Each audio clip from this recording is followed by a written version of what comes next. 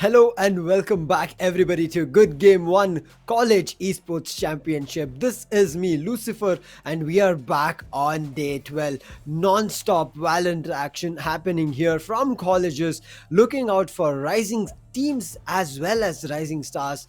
Day 12 is not going to be another exception. It's going to be something that we will be all witnessing because this Valorant Championship happening here for College Esports is just getting better and better. And day 12, I'm pretty sure it's really packed up, and I'm pretty hyped up to see which teams are going to be fighting today, which four matches we'll be witnessing, and what is the maps that we'll be looking at. I mean, recently we did see Ascent slowly making its way back. So I'll be looking forward to the maps. But before we head into anything of the matches, the team names, and the maps, we'll be looking at the prize pool, the total prize pool that is there for this tournament. It is a huge prize pool for the college championship with 5 lakhs spread across 3 different titles. For the Valorant side, there's going to be 1,74,000. The first placed team will be having a chance to walk away with 80,000 check. The second place team will be having 40,000 in their favor.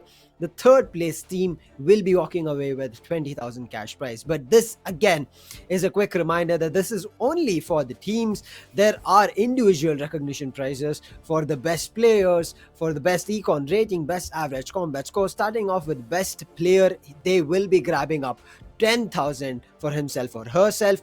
Player of the week, that will be having a huge prize pool of 18,000 spread across multiple weeks. But best econ rating as well as best combat score individually has a really good chance of taking 3,000 for himself or herself. So the prize pool is going to be really huge for all the college students and up for grabs, and anybody and everybody who outperform for their team, who come up really well, they will be having a chance to pick up these prizes. But yes, that's about the prizes. We'll be heading into the schedule. We'll be taking a look at the teams that will be participating, at the teams that will be fighting today, and on your screens the 4 matches, the 8 teams that we'll be having. And starting it off is MIT Impetus versus VIPS Matrix. The second match for this day will be BMS IT Steelers versus Chitkara Gooners. Third match starting off will be Reva Blue Chips versus SVV Super Elite. Fourth match for the day, it's going to be OP players facing off SNU Fraggers. So a lot of intense matches, power pack, a lot of repetitive names coming across. And also to mention that these teams are looking forward to make their way to be top in their respective groups. I mean, it's not going to be easy, but I'm pretty sure teams are looking forward to grab those top spots. But starting it off, as I said, MIT Impetus versus VIPS Matrix, and I guess Ascent is back in the map pool, and maybe we'll be getting to see a lot of map Ascent action today. But with Ascent coming in, and VIPS Matrix as well as MIT Impetus, we have seen these teams, they have done well in their respective matches in the first ones that they've had. I think this is going to be their second match that they're facing off with each other. So I'm looking forward to, on the map of Ascent that we have seen throughout these 12 days, what special are these two teams packing. It's going to be really interesting to see if either Impetus outperform Matrix or if it's Matrix who has a really good strategy, because we've been talking about this. Strategizing before a game is really important, and after watching individual matches of these teams, it's about rewatching their streams and understanding what kind of strategies they manage to pack and pull that in their favor. But yes, that is what we'll be seeing as the action we are heading into. But as we head into the action, the most important thing is to understand what kind of agent lineup are we going to see. How will they be able to outfrag their opponent? To start it off, Impetus has a really good lineup, I would say. They do have double Sentinel to hold on 2 different sides. They have an Omen, the controller, very important. Maybe an Astra can be epic, but still, unless and until the opponent has an Astra, your Omen or a Brimpick still should work. They do have a single duelist that is going to be on Godkill and a Sova. But on the other end of VIPS Matrix, it looks to be a similar lineup, going in for a single duelist, Omen, Sova. Instead of a Killjoy, we are seeing a Cypher coming through. So Cypher, we have talked about him a lot of times during this Valorant Championship, that teams pull Cypher so that he has utility usage anywhere and everywhere. He can be a lurker for you, he can be your information specialist in case of there's going to be a backstab happening. So Cypher is going to play a real crucial role here on how he manages to play for his team. But MIT Impetus, they do have a solid sentinel in their favor. I mean, even if nobody plays at a sentinel does not play, Killjoy playing at B, she can withhold the force coming from their opponent. So I'm looking forward to the setups coming in from Killjoy, because that's going to be really crucial. It looks like Killjoy is going to be heading up to the A side, but in the meantime, chat, you can start making your predictions of these matches, whether it's going to be Impetus or Matrix. Let's check that out. But in the meantime, my prediction for now would be giving it to the side of Impetus, because they do have a Killjoy, and unless this Killjoy cannot outperform or manage to stop the brute force, then things will turn around. But until then, they do have a really good setup. They do have flashes from Phoenix which can work for his favor, and I am looking forward to that. But with the guns right now, there looks to be a lot of ghost from the side of attack, and Godkill is going in for a very aggressive peak.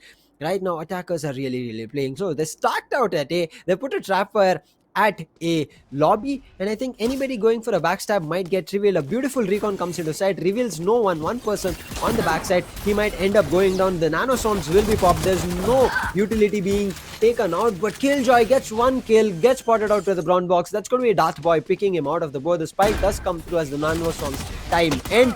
Now it's the retake that the team needs to pull. They have, I guess, closed the door, so it's going to get really difficult. But Tanishq is very low on HP. A single bullet is enough, and that's going to be Godkill on a second one coming through. It's all up to the last two players. Sid P4 will pick up Darth Boy as he had takedown Pawn. It's all up to Arho. Arho is not looking that great. He does manage to get one on Sands, and the beautiful animation to close the first round from the side of Team Impetus. And Impetus are off to a great start, especially, I would say, Godkill. I mean, Godkill with the Ruination Ghost that he has, he's been playing this really well. I mean, it's just the start, but still, in the start of the matches, he's been playing really well. So I'm looking forward to how this goes forward, because Godkill on a 3K already has closed the first pistol round and has given the advantage for his team. But now heading into the bonus buys coming through, or even the anti-eco, if you would call it, the side of Impetus from yesterday when we were seeing a couple of matches were going out of hand. So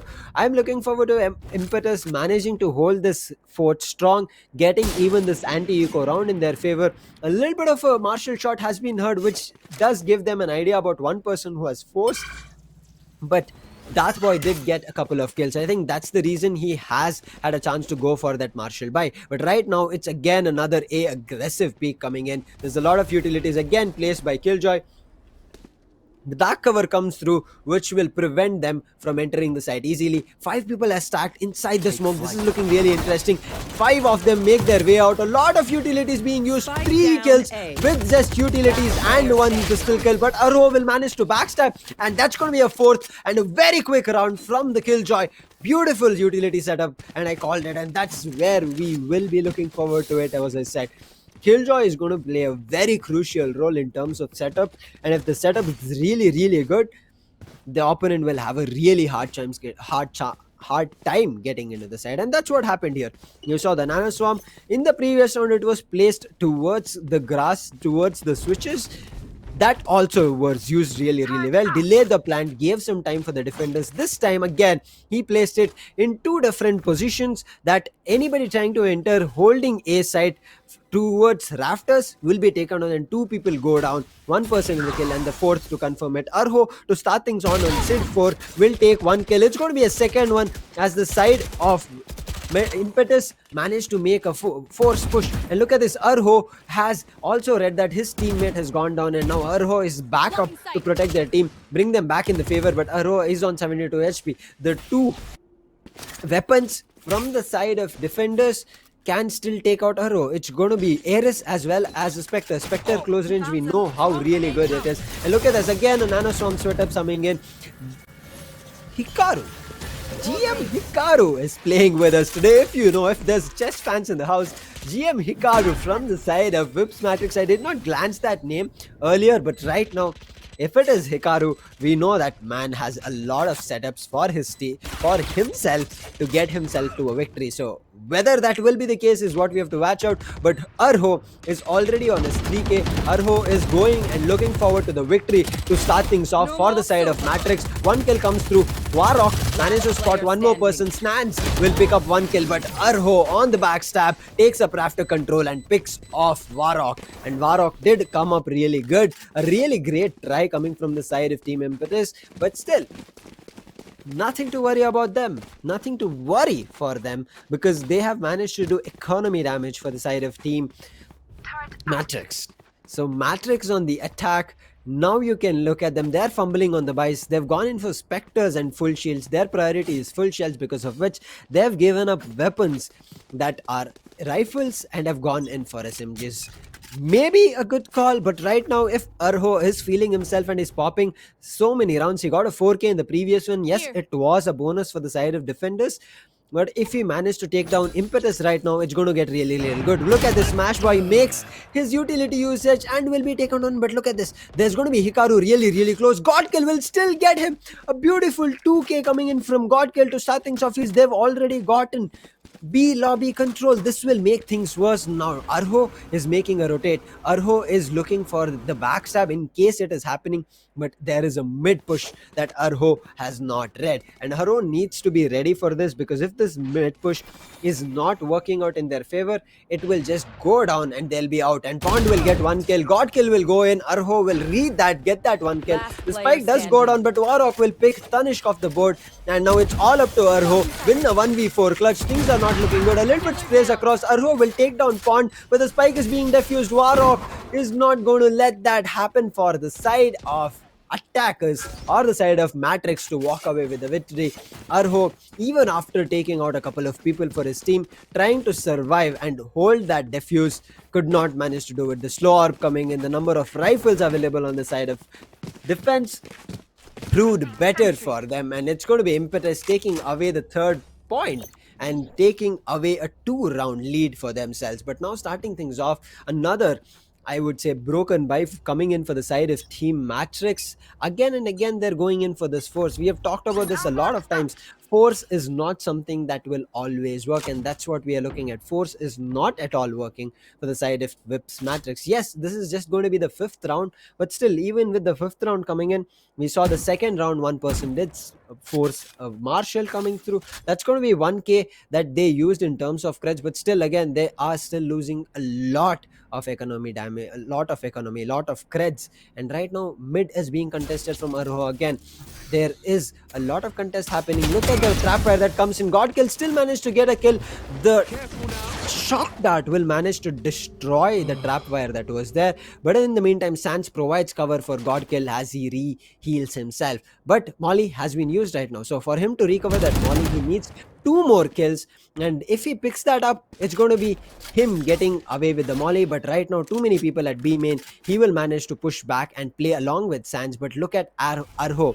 Arho is pushing in really, really deep. He's trying to take up mid control, and if he is able to pull up mid control, he's going to go a long way, but he's very unsure of what to do. A lot of time is being wasted. 30 seconds on the clock. They need to find a site, but if they don't, it's all about and done. Godkill with his second kill. He's picked up 2 people. Tanishq has been lost, who did have a resurrection. It looked like he was about to bring one person back, but no, he will go in for a fight, go down, and the turret is going to eventually reveal Arho. Oh, he'll put a cloud burst, make his way into site.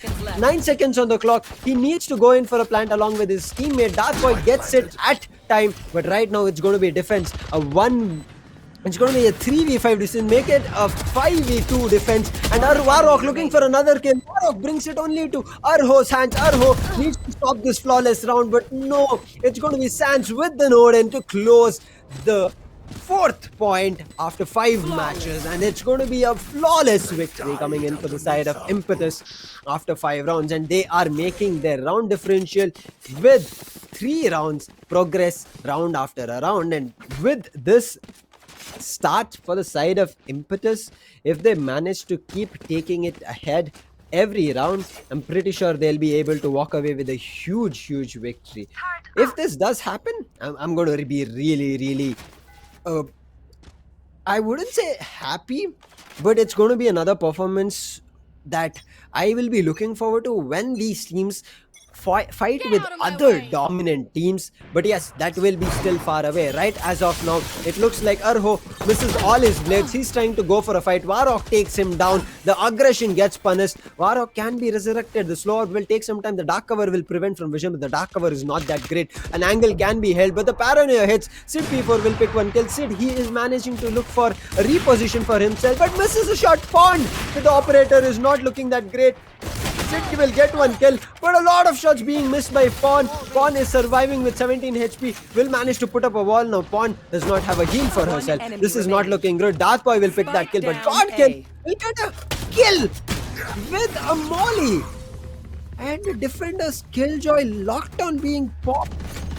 Not sure why, but nonetheless, they are working it out. They have a lot of rounds in their favor, and that's going to be another point coming in, taking the lead away to 4. And it looks like round after another, they're just walking away one after another. And what is this going on? I mean, the team is just walking away round after round, round after round. They're just taking so many victories in their favor that it looks like MIT Impetus do have a really good chance to walk away with the victory itself on the map of Ascent. I mean, there's no real strategy that we are seeing right now, because God Kill is being set up from the Sova Sands in terms of getting a couple of kills.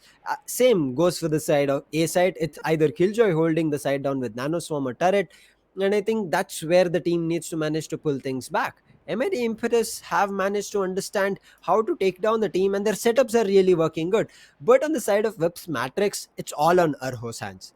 It's all on Arho's hands, that Arho needs to pull up really, really huge. But he's also not being set up from his team, so it's getting really difficult. He's the only person who's looking for a lot of kills. He's just running across across multiple maps and trying to look for n number of kills, and it's just not working out for Arho. We've seen Arho previously as well when he tried to fight out with Bennett Unstoppables. They were good. They did manage to go a long way till, I would say, kind of halfway to meet the number of points to 7, but did not manage to close it in front of them. But the side of MIT, they're on another level right now. I mean, again, look at this. Sans is setting up Godkill. Round after another, Arho will manage to save himself from that position. Arho is cheekily sitting in. Godkill will go down right now, and that's going to be Arho picking up. Arho might be able to pick one more, but Arho misses his shot. Sans managed to make himself out. Sans also, I guess, gets an upgrade. But look at this, a mid Enemy position. Pond gets one. Sid P4's location was not at all compromised. They do the same thing to Arho. They managed to play it out really, really cheeky. Chibium Hikaru will get one kill. Darth Boy will exchange on his clone. Now Darth Boy needs to get out of this position. It's not that You great. will not An kill operator my is right allies. on their heels. An operator, if it is seen, things are not looking good. They bring back Arho to his feet. What a cheeky play coming in from the side of Impetus. They say tit for tat, and that's what they managed to do. A beautiful play, an eye for an eye. What a trade game that did come through, but still, with that resurrection, they bring it back to a 3v4 advantage on 30 the side of seconds Team left. Whip's Matrix. But Whip's Matrix, there's going to be an Odin right at their face. One goes down, the spike is right here. The spike needs to save itself, or if the spike is gone, it's going to get difficult. The spike falls down, it's Spike all on down, Arho's B. front. Everything crumbled within a second, and Arho has been also spotted. He managed to get pawned, but he's the last person surviving. A lot of shots being missed from both the 10 players. seconds But left. look at them. The reload comes in, but Warhawk comes on top. What a play. And the laugh is really, really needed. Warhawk managed to take him out. Even after getting an advantage, the side of Matrix falter. They did not manage to take down Sans. And I mean, Here. that position to be so aggressive when they were lacking, or even being in a deficit, that's not unexpected, and that's what the side of Impetus are delivering. All the unexpected plays is what the side of MIT Impetus are doing, and walking away with round after round. That pulls them to 5-round lead, and still the side of Vips Matrix, after a timeout, have not figured out a way from this matchup. But will this matchup change anytime soon? I mean, we've talked about this map is going to be defender's favorite map, so defense can be given an advantage. Will the things change as we move into attack is what I'm looking forward to. But a kind of a one-way smoke coming to market and now slowly making their way in. But now Killjoy's setup is at B, so making their entry here will get really, really difficult. Nanoswamp popped, Tanish goes down, that's their healer going down. Beautiful Nanoswamp placement. Varrock with the 3k. GM Hikaru will manage to trade out, but he is survived only with another agent. That's going to be Cypher. And Cypher, I guess his position is a little bit compromised. The Dark Cover goes in, but look at his position, it's not looking great. Another kill going in the favor of Impetus, and Impetus taking this to a dominant fight with another round after another, and I'm looking forward to them taking it back to back.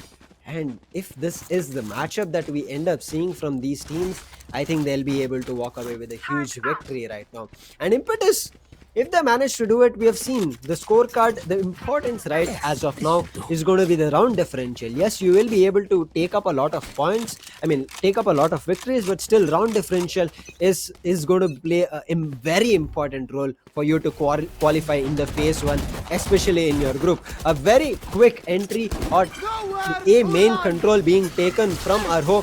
Another Hunter's Fury being used. Not very sure of why this early Hunter's Fury. It will reveal a couple of people, but not a lot of damage done. Arho again goes in to use his Blade Storm, misses all of it, and that's all about it done. He's back on his classic. Things are not looking great for him. Little bit of damage being received from the side of defense, but still no conversion. A Dark Cover on Rafters, which will give them access to side, but there's a backstab coming in from Godkill, and maybe even Sid. If that does happen, things will look really, really good. But Sans will manage to go down. His Odin not working this time. Very unfortunate, but they do have two ultimates. A Resurrection is ultimate, as well as a Run It Back. Run It Back immediately gets used, and they're trying to making their entry. Arho will get the kill on the ultimate, but Varrock says no. He picks up two of his own. Varrock still on another. Varrock picks up his third. Varrock was on an ace. Varrock gets the fourth. It's all on Smash Boy now. Smash Boy has so many people to deal with. He is going to be brawled with round after round, mags after mag, but very unfortunate. Sid comes on top.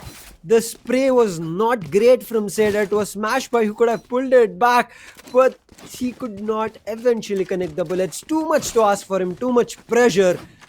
What a really good try coming in from the side of Matrix, but it was all in vain. That one ultimate coming in to grab attention was way more than enough. The Phoenix did all the job to take away the attention. And we have talked about this.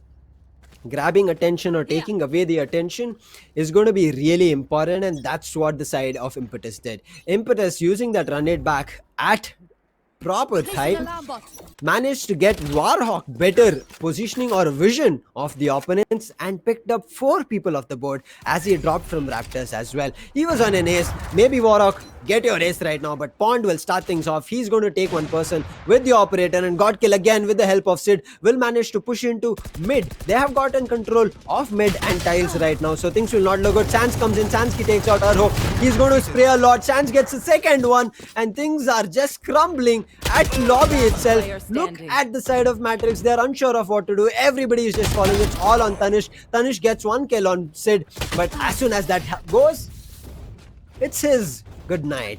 And Warrock comes in. Warrock picks one kill. It's going to be Impetus making their lead huge, and they are not far from making it to double digits on the first half itself. The side of Impetus right now, the way they're playing, they're setting their players up, they're making sure the site that is being held really well. They're not going to aggress on a side that Killjoy is holding, maybe especially on a side that Godkill is. That's the side they're looking forward to frag out. That's the side they're going to be a little bit aggressive. And again, you can see Godkill is being set up for an aggressive push. He's taking mid control. Again, force after force, not working out good. Pond gets one kill. The recon will reveal Sid's position. They managed to look for him, but he has already made himself to safety. A Paranoia comes across. He spots a lot of people, misses a lot of shots, gets one kill, but Dark Boy immediate trade on his clone. That's going to be Smash Boy going out for the side of Matrix. And now they've lost their backstab also, so things will not look great. Godkill on a huge backstab. He might be going in for a lobby. Darth Boy is also reading that. Darth Boy is looking for that kill. I think this face-off is going to happen. Darth Boy has seen that position. Darth Boy backs up from the fight, but Godkill eventually will not that happen. Sans comes in. Sans goes in for 2 kills again, and Godkill on his own all the way at lobby. It's going to be defenders, the side of Impetus walking away with double digits in the first half, and still at the last Are we still at the first half? I'm pretty sure the side of Matrix are feeling bad for themselves because they're still only on the first half. And the side of Impetus have been walking round after another. The way this team has managed to play is just mind boggling right now. And there's been no answer from the side of Vips Matrix. Vips Matrix do not know how they need to recompose themselves. And now the retake, or even when they change the sides for them to have a comeback, is not good. The scoreline is not at all good. Godkill start things off. Godkill is looking for another one. Will be punished for that. That's going to be a start. But Smash Boy is dropped down to 13 HP. But Sova is still on side. Sova managed to pick up a lot of kills. He's picking one. He's picking two. He's picking three. It's all on Sova. Darth Boy gets one. But it's all on Darth Boy now. And once Darth Boy goes down, that's going to be 11-1. Heading over to the second half. And it is going to be the side of Impetus on a very aggressive play to take it to match point very early. This 11th point is going to come in soon. The paranoia comes in. They put up a defender, Killjoy ultimate, and they look like they want to make the best of this kill. Darth Boy does have an ultimate, takes the ultimate. Look at them! Look at the Sage reading it, and defender Killjoy. What is this? They managed to bait him. They wanted that knife kill.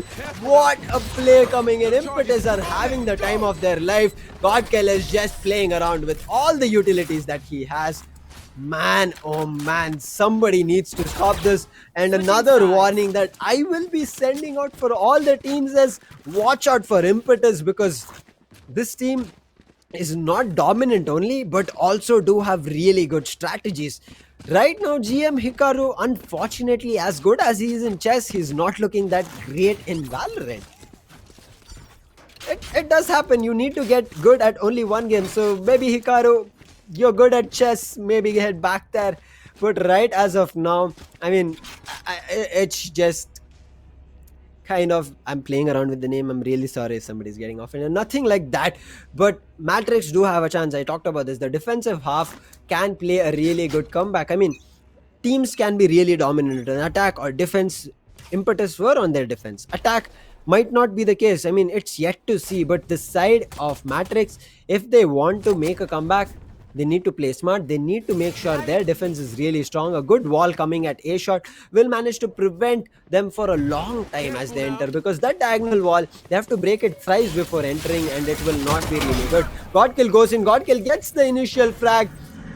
Godkill is on another level. Arho with the Sheriff will get one kill. Godkill is still going to do some damage, but Godkill goes into Generate's position. Arho reads that. Arho gets a quick headshot, takes him out.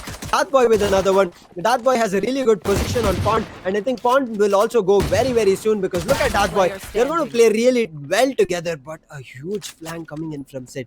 This sneaky boy, he has made his way to trees, to garden, but as he heads out, he's not going to have a great time, because Omen, his own counterpart, Darth Boy, is holding that position. But look at this. The shots have been heard, but Arho with the 3K, with the change of rifle, he wants that Ruination finisher animation, and he wants for that. He gets that kill. Arho, look at him. He's the one who's pulling multiple rounds for his team.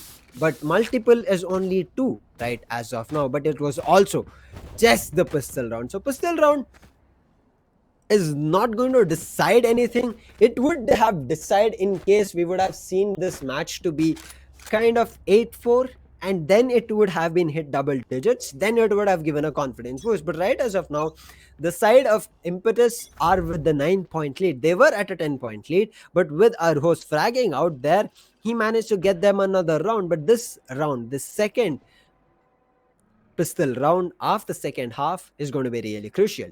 So if they manage to take this out, they will be able to walk with the bonus buy in the next round. And in that round, they will be able to either frag out or even give away the round. But right now, giving away is not going to be a good call, because it's going to get the side of Impetus to match point. And if the side of Impetus are on match point, they'll be walking away with the victory. They'll be really happy, because they also close the match really soon. And they'll be also going and heading over to a party. But right as of now, look at the 4 people stationed at B main. Eventually, we'll be looking forward to making a push, but 3 people are at B side. So the push is not going to be really easy. They need to strategically plan it and then go in for that hit. But right as of now, a lot of slow ops, the wall is going to deal a lot of late fight. But look at this, Arho gets dinked really badly. 13 is where he is dropped. He has a healing, but his Sage is all the way at B side, so a long way for the Sage to make a way back to get that healing. But right side is now, Sid is going in. Sid wants the kill. Sid is reaching out for Arrow. Arrow might be dropped down, but there is one person on side. But Arrow, beautiful headshots is connecting. He's going to be getting two, but Pond will manage to shut him down. But that's only one that they managed to do. Okay, that's going to get them to the second one. The spike needs to come through, but the flank has also started happening. They've taken trees control. They are going to push in any time to those switches and doors. And the door has already been broken. Smash Boy gets one kill. Pond gets one, but Darth Boy to close it off and get their team to a third round. But at what cost? They have lost so much weapons. The round just became so costly that right now the next round that they're heading into, there's nothing bonus written over it, because they would have to force it, because any single round that they give off, it's going to give the side of Impetus match point. And with that, the defenders know that round was really costly, and they've called in for the timeout.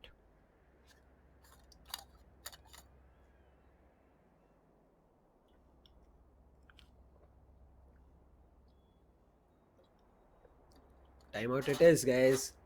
What do you think? With this timeout, will the side of Impetus make a comeback? I mean, sorry, the side of Matrix come back?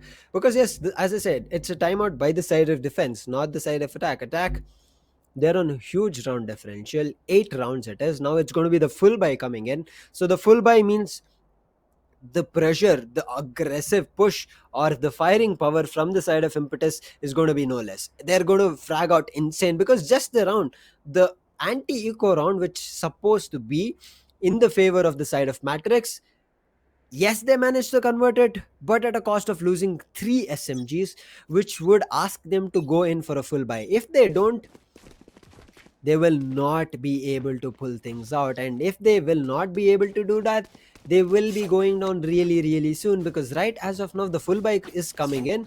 The full buy might be able to pull off the round to match point, and if they manage to do it, you know what's going to happen. Impetus are going to go the long way to victory and close it off really soon. So now starting things off,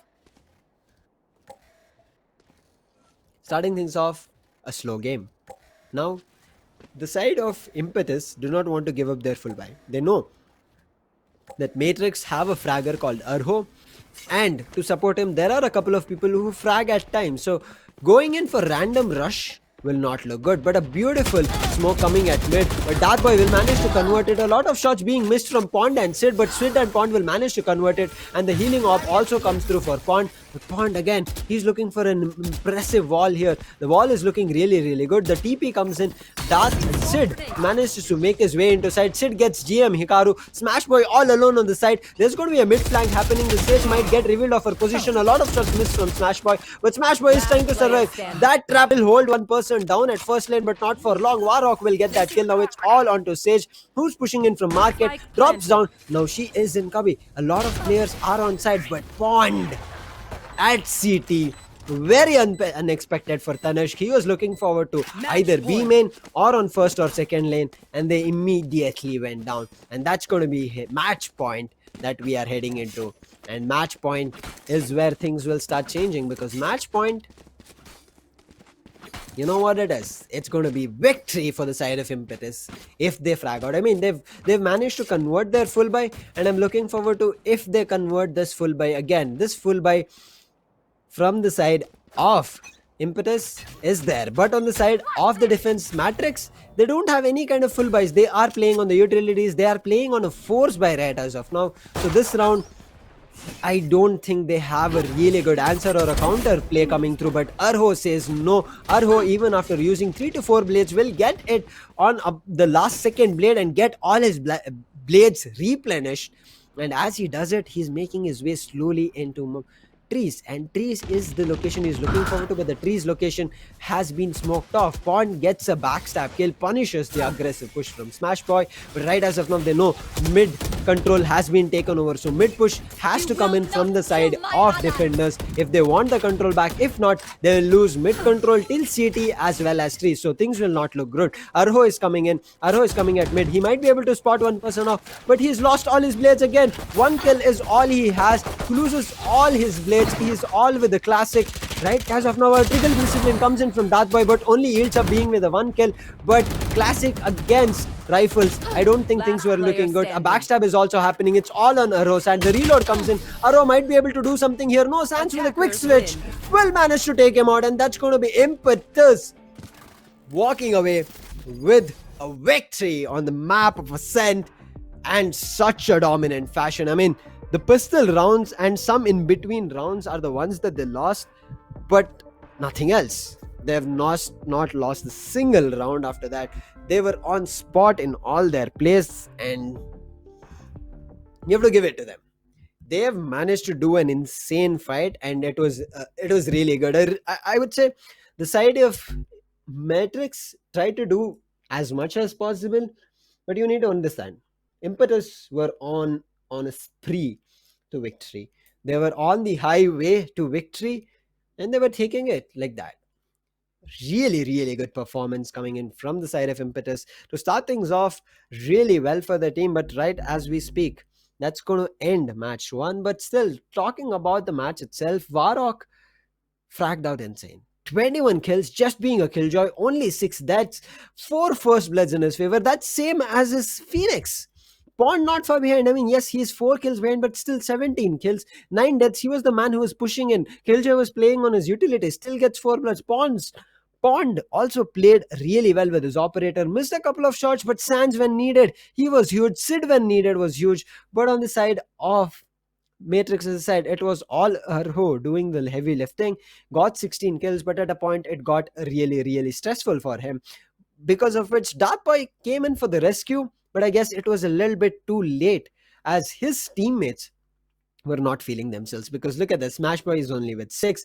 GM Hikaru is just 2 kills. Tanish just 1. I mean, there was no Battle Sage or no Battle Sentinel from the side of Matrix. Very unfortunate, but again, we have talked about this. This is going to be just a learning journey for a lot of these teams.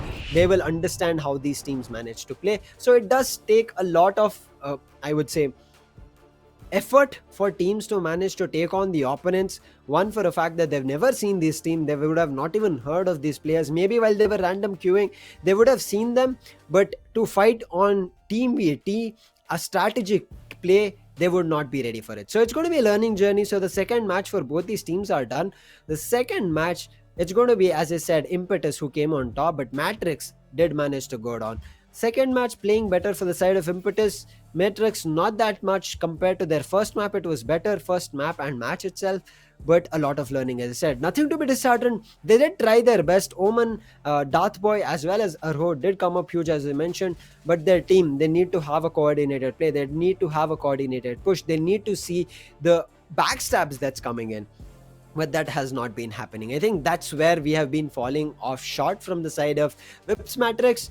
But MIT Impetus walk away with a victory on the first match. But before we head into the match 2, we'll be heading over to a quick short break, and we'll be catching you on the other side with the action for match 2. Now look at this. Look at the backstab coming in from Maverick. He gets 1%, but Zephyr in the meantime gets a 3k. Zephyr is just popping insane. Onside, he spots one more. He's going to get jawed. He has taken the 4th one. He's on an ace. Sova is all the way at mid. Sova is going to get really caught off guard. His recon will reveal 2 people. The defuse is coming through, and Zephyr wants this ace really, really bad. PO2, no, you just stole that. People go one by one. Yes, it is still possible, but he has placed a lot of utilities to deny the push coming in, and you can see Jot gets 1 kill. Zephyr is in, and that can be a kill that can come, but Zephyr with another 4k, surviving with just 2 HP, and it looks like Zephyr spots one person out. He delays the shot for some reason, but he's already. It would not look great for them to just go in for a peek. This is exactly why I wanted him to stay alive for as long as he can. Napadufre is back in action. Napadufre is back in action. Medusa gets another kill on the race with the Emperor. Absolutely insane, I would say. That's something we don't usually see. But yeah, once again, Medusa beat Good with the weapon, they should do it, and that's what BO2 managed to do here. He does a lot of damage, but he could not convert it. But look at this Medusa's position. Medusa is ripping one by one. So going head to head against the Reina there, but at the same time, ooh, a Molly. Okay, that's interesting. Year 2 doing push. But never mind, he's not gonna stop. He's gonna get a double, make that a triple. Can we? Yep. Now BO2 gets one. Jod, on the other hand, takes down another player that is Zephyr, star player for that of BSU. Wallbang, Sova, give him a node and he's gonna do it. He's gonna do the next, and that's gonna be a and they will be able to go back to CT easily. But this, they will let picked off, but still attackers are an advantage. Easy Life is in a really crucial position, gets a double. But Saitama Sensei will not let that happen. It's all up to Safari to clutch. Oh, but the Hunter's Fury is gonna reveal. Saitama Sensei gets the kill with the pace. It was easy life. Look at him. He's just playing around and having his own fun. Gets one. Yep, Empress once again popped up. Oh, that Orbiter strike is not gonna deal any damage, but that other team Orbiter is actually secured by Sage. Reina gets one, Saitama gets another one, and now Firefall goes down as well. Reina gets the important frags, all the two important players. He's on for that they might end up losing, and it looks like everybody is going down. The resurrection comes through, and it's all up to the last. Hello and welcome back on the other side of the break. This is Good Game 1 College Esports Championship, and after a very interesting first dominating match from the side of MIT Impetus, we will be heading into the second match of the day. Yes, it was a very quick break, and now we are directly heading into the second match of the day. As I said, SVV Super Elite playing on the map of Heaven with an opponent such as Reva Blue Chips. If I remember correctly, the side of Reva Blue Chips did not have a great time previously when they fought with the team. I mean, very unfortunate for them, but now they do have a really good chance of picking the pace up. It's going to be their second match that they'll be facing up, but Super Elite, I would say, also not a great fight that they put across. I mean, for these two teams right now to come up really big, this is the chance. I mean, Heaven, I'm not sure which will be the team that will be starting off an attack, but we will be seeing the agent selections coming through. So whichever team has, I would say, kind of a great duelist balance, maybe such as a Jet or a Raze, which gives them momentum, as well as maybe in terms of bringing in a Jet and a Reina, or a Raze and a Reina, so that they have movement as well as flashes, or maybe even a Phoenix, or have a Sky come in, because right now with the Sova's nerf coming in, you've seen he has had 8 ultimate points. His owl drone has been increased, a lot of rifle changes have been done, and also the utility changes that have come through. So Sova has kind of become a costly agent all of a sudden. He is still preferred in the meta for the reason that the information that Sova can give, there's no other agent that can give. Even if you send out a Trailblazer, or even if you send out a flash from the sky, that'll only give you the call out of being blinded nonetheless. And I mean, if there's anyone close to the Trailblazer, that's going to be one other information. But Sova is going to be such a crucial agent that with his information he can be revealing a whole site. So it's a gamble right now which team manages to pick up an agent, whether it's going to be a Sova, whether it's going to be a Sky, or whether it can be a Breach. Depends all on the game teams, I would say, gameplay.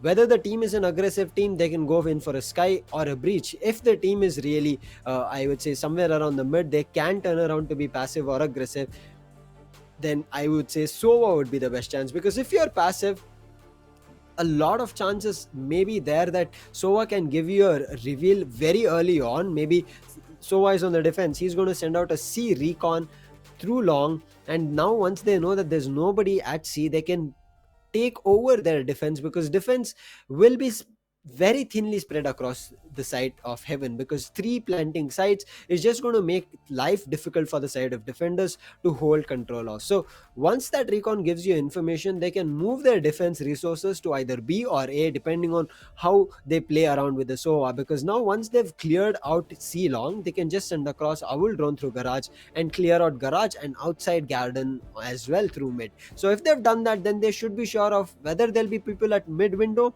or at B or at A lobby. So that will again help them to reposition their defensive forces. But as I mentioned, defense can also become a little bit aggressive, and that time you need to be having a lot of flashes so the team can set up. But on the side of aggressive play coming in, all they have to do is bait out half information gameplay for the side of defense, where they maybe push for early rotations and they go into a completely different side. So but is this the game style? I mean, yes, I can go all day talking about different strategies, talking about different agents that they can play around with and make it work, but it will all depend on how these teams manage to play in their own game style or agent selection or the number of players that they have.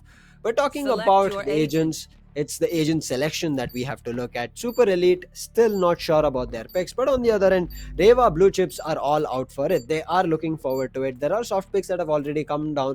There's going to be a Sage, Rena, Brim, Jet, which was picked, which was immediately changed out to a Sova Cypher. On the other end, it's going to be a Sova, Killjoy, Omen, Jet, and a Sage coming in from the side of defense. So defense can have a really good setup. Put a Killjoy on a site, maybe C, A, or even B. I mean, maybe not B, because a lot of times B does get difficult for the side of attackers to come in, because they have to clear both the links and then make their entry. If they don't, then it'll get really difficult. They can go for a dash and plant, but because they don't have a jet right now, a dash, plant, and comeback is not on the cards as of now. But right now, Super Elite and Blue Chips, both of them kind of close to the footing. They do have a Sova, they do have a Sentinel, maybe two Sentinels as well. Again, the similar kind of a lineup.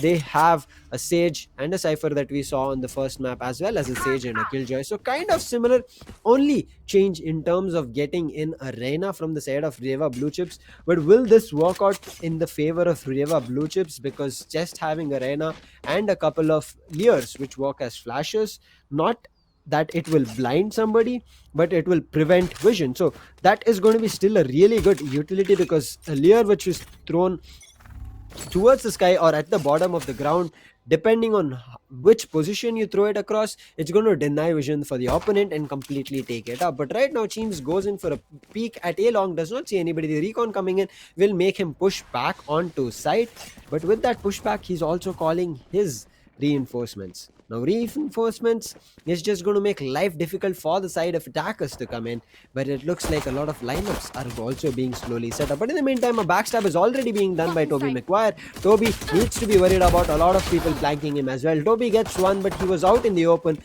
It's going to be Flame getting him out, but also a garage push coming through. One person takes him out. Cheems comes in from B. He takes one person. Two more are spotted at window, and one Sova, Cheems' clone, has been spotted. The recon will give away Insane's position. Now the heal does come to the Sage. She does get a little bit of a damage, but that healing coming through might get her back to 100 HP, but not still good in terms of the fight. Previously, she is trying to do better. She would have lost her utilities, but right now, Soya comes in. It's going to be Hindu picking one, but Insane comes up really huge. He picks off two people, but Cheems with a beautiful shock dart kill takes one person out. Noob from the side of Garage peeks out and takes out Smittens, and that's going to be the side of defense coming on top. And this is what I said, if defense are a little bit aggressive, things are going to look really difficult. Right as of now, Super Elite have started things off in their favor, but I was just going through previous matches that we have seen, like, have these teams been able to fragger out or not? Super Elite, they were a kind of a dominant team. They did have a fight with Super Clippers, but Super Elite managed to came on top. But the side of Reva Blue Chips, I guess they've not had a really good fight throughout their first matches. Very unfortunate for them, but right as of now, it's a second chance, a second life that they have to bring a couple of frags in their favor. But as of now, we are speaking, the wall has been placed at B main.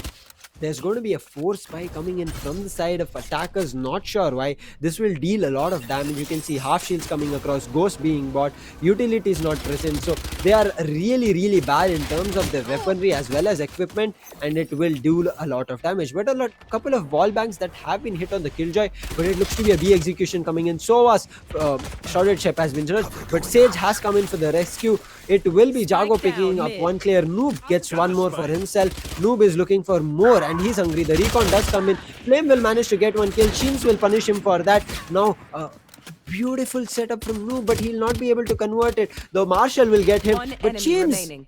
Cheems is just tap firing. Cheems, this is not a Vandal to play with that you can tap fire. But Cyber cheekily has made his way onto C, made his way onto A side. I guess he was at shot as 30 Cheems were seconds pushing left. in from A main. Now look at him. The fake has been hurt. Now I think he's not going to survive for long. Yes, new player will get one kill, but he has to fight with three different people who are good in terms of health, and Toby will wipe him out clean. And that's going to be Super Elite with another point for themselves.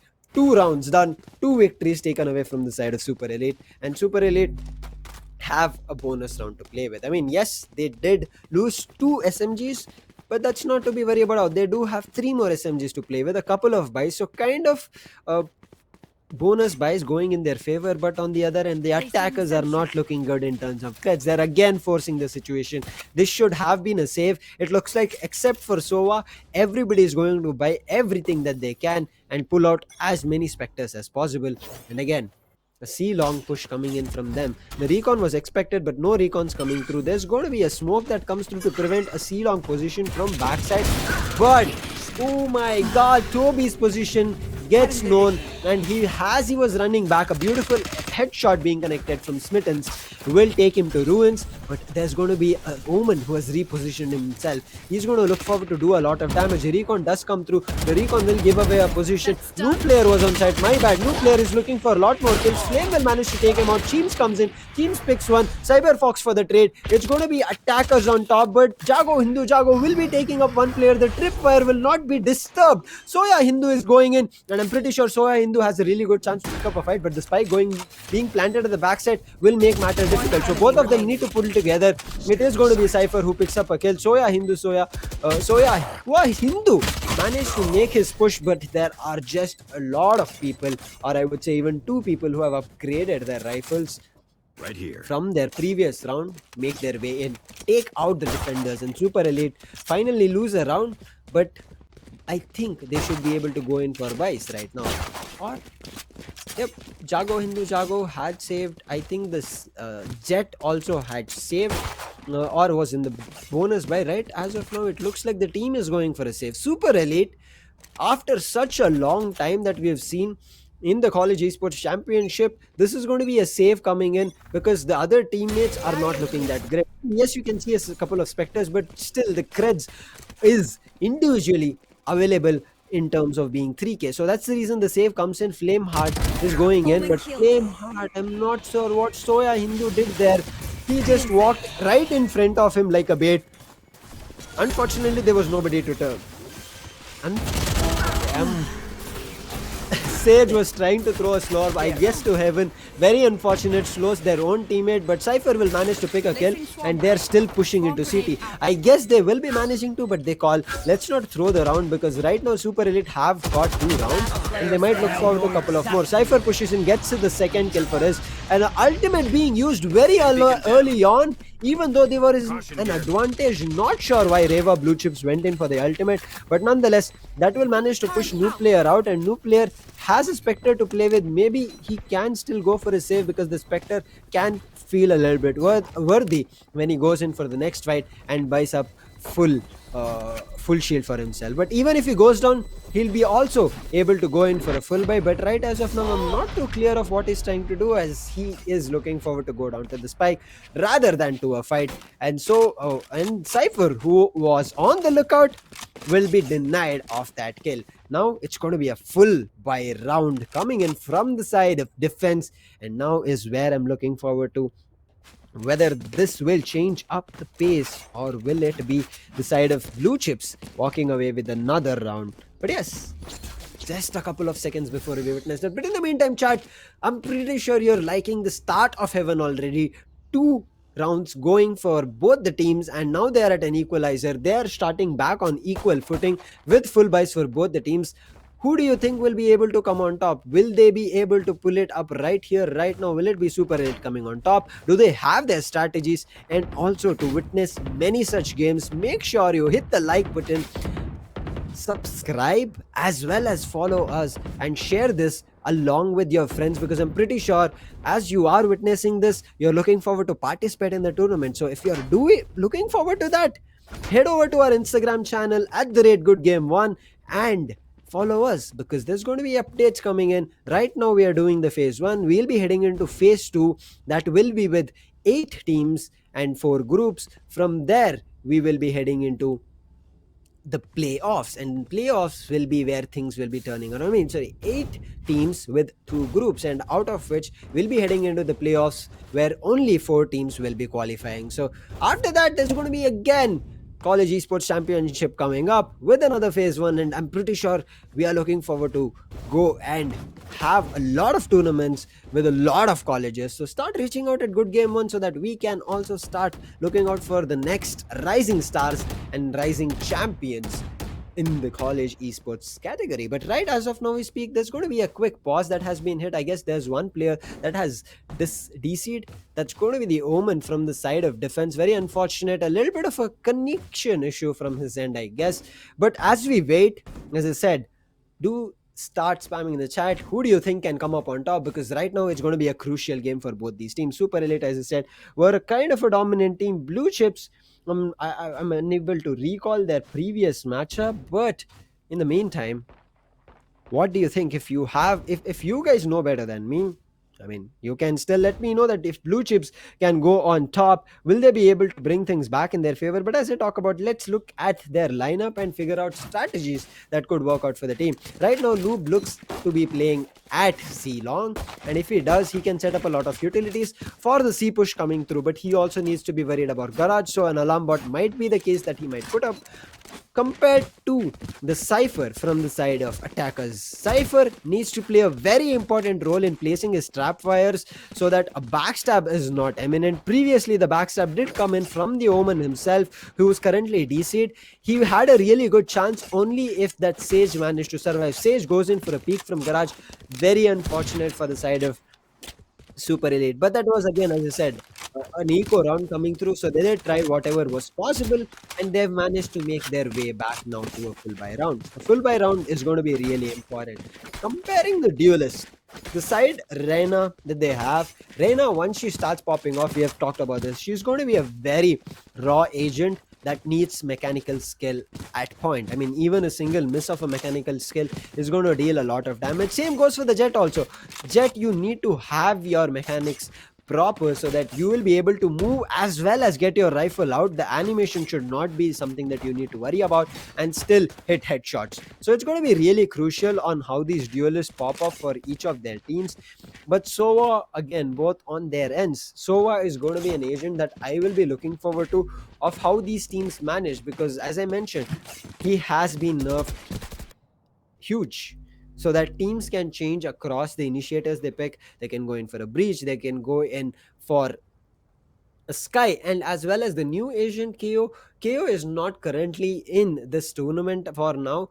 Later, when we conduct the next turn, he might be able to make his way in. So I think with that nerf, they wanted to make sure the community is going to adapt other initiators as well. And I'm pretty sure KO, once he's in the competitive scenario, he's going to be a very hot pick for a lot of teams, because that one agent, just imagine, he can completely numb the opponent of all their utilities, and it's all gun game, it's all mechanics. There's no lineups, there's no post plant fights that they can do, and things will get really, really difficult. But right now, the DC looks to be a little bit further as of now. Not sure as to why, whether it's going to be a power outage at his end, or it's going to be, you know, the ping. No, all of a sudden maybe your internet provider says good night, I'm going out, even though you have power at your end. We have faced a lot of these. Nonetheless, it's going to be only a fair fight unless and until we wait for the fifth player. So with that strategies coming in, I want to talk about the controller himself. Omen for the side of Super Elite, Blue Chips for the side. Blue Chips have Brimstone on their side. Blue Chips will be having just 3 smokes to play around with, and 3 smokes being is going to play a really crucial, important role. how they set it up. Whether it's going to be a B1, they will be able to use two smokes, rush into site, get down the plant, and make their way out. But still, as I said, they don't have a jet. So rushing in and rushing out, it's not going to be easy. Needs to be a lot of cover put across. Slow orb need to be used, mollies need to be used. That means that close to 4 to 5 utilities need to be used just to get a single plant at B. Now, say for a fact that they are looking forward to head towards C, same case there. Two smokes needs to be used, one on site, one towards garage if they want to close it, or if somebody's taking garage control, then it needs to be a CT smoke if you're not smoking C long. So these kind of smokes, depending on how they manage to put across, Brim will be really important. But if they use all his smokes and do not enter the site, or at least put one person in terms of lurking preference, it's going to get really tough, because losing out all the smokes means that Omen is going to be an agent who will be able to recall his call multiple times. It's going to be regenerating for him. But right as of now, he's seeming to be connecting and disconnecting for some reason. But will he be back? What do you think, Chai? Who do you supporting? I think it's Soya Hua Hindu or Jago Hindu Jago. I mean, the Sage and the Omen have kind of kept a, I would say, patriotic names. So I'm looking forward to how they manage to pull this off. Right as of now, names are going to be one thing, but pulling frags for your team, making sure it works in your favor, is where we have to see how these teams manage to pull. But still, with that break coming across, Cypher has not been able to pull off amazing. But yes, it's just 2 rounds. Cypher was able to survive till the last one. But as now we speak, I think the teams are back online and we should be resuming the fight, because right as of now, Omen has been DQ'd for a long time, and if he does not make his way back, depending on the rule books, their team would have to either go for a 4v5, or the team would not have a chance to progress further. So with that, the setup right off now from the side of Super Elite is really good. As I said, Killjoy is going to be roaming around C and Garage. Sage, the usual plan that we have always seen, is going to be at B. They managed to put up a wall, and with that, we have seen the clock has been resumed. It has to be a 4v5 situation.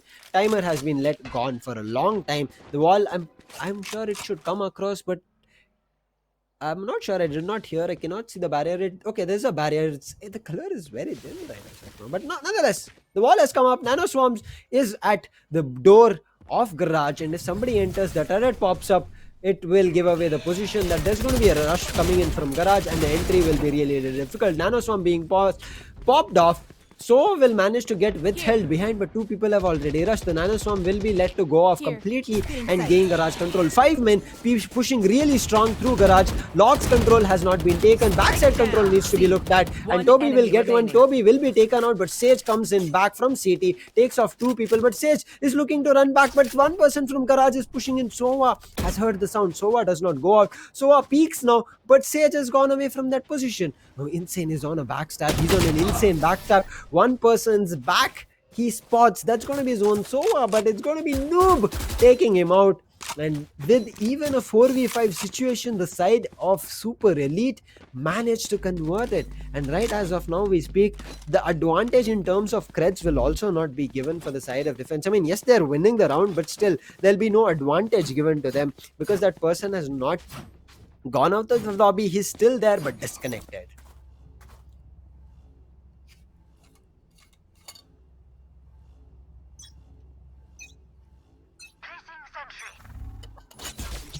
But now we are heading into the 6th round, and you can see an early recon comes through, reveals 2 people from the side of Blue Chips, and Blue Chips are not looking great. Cheems is just pushing in A lobby. He's looking forward to take control. Cheems might be able to pick off a kill.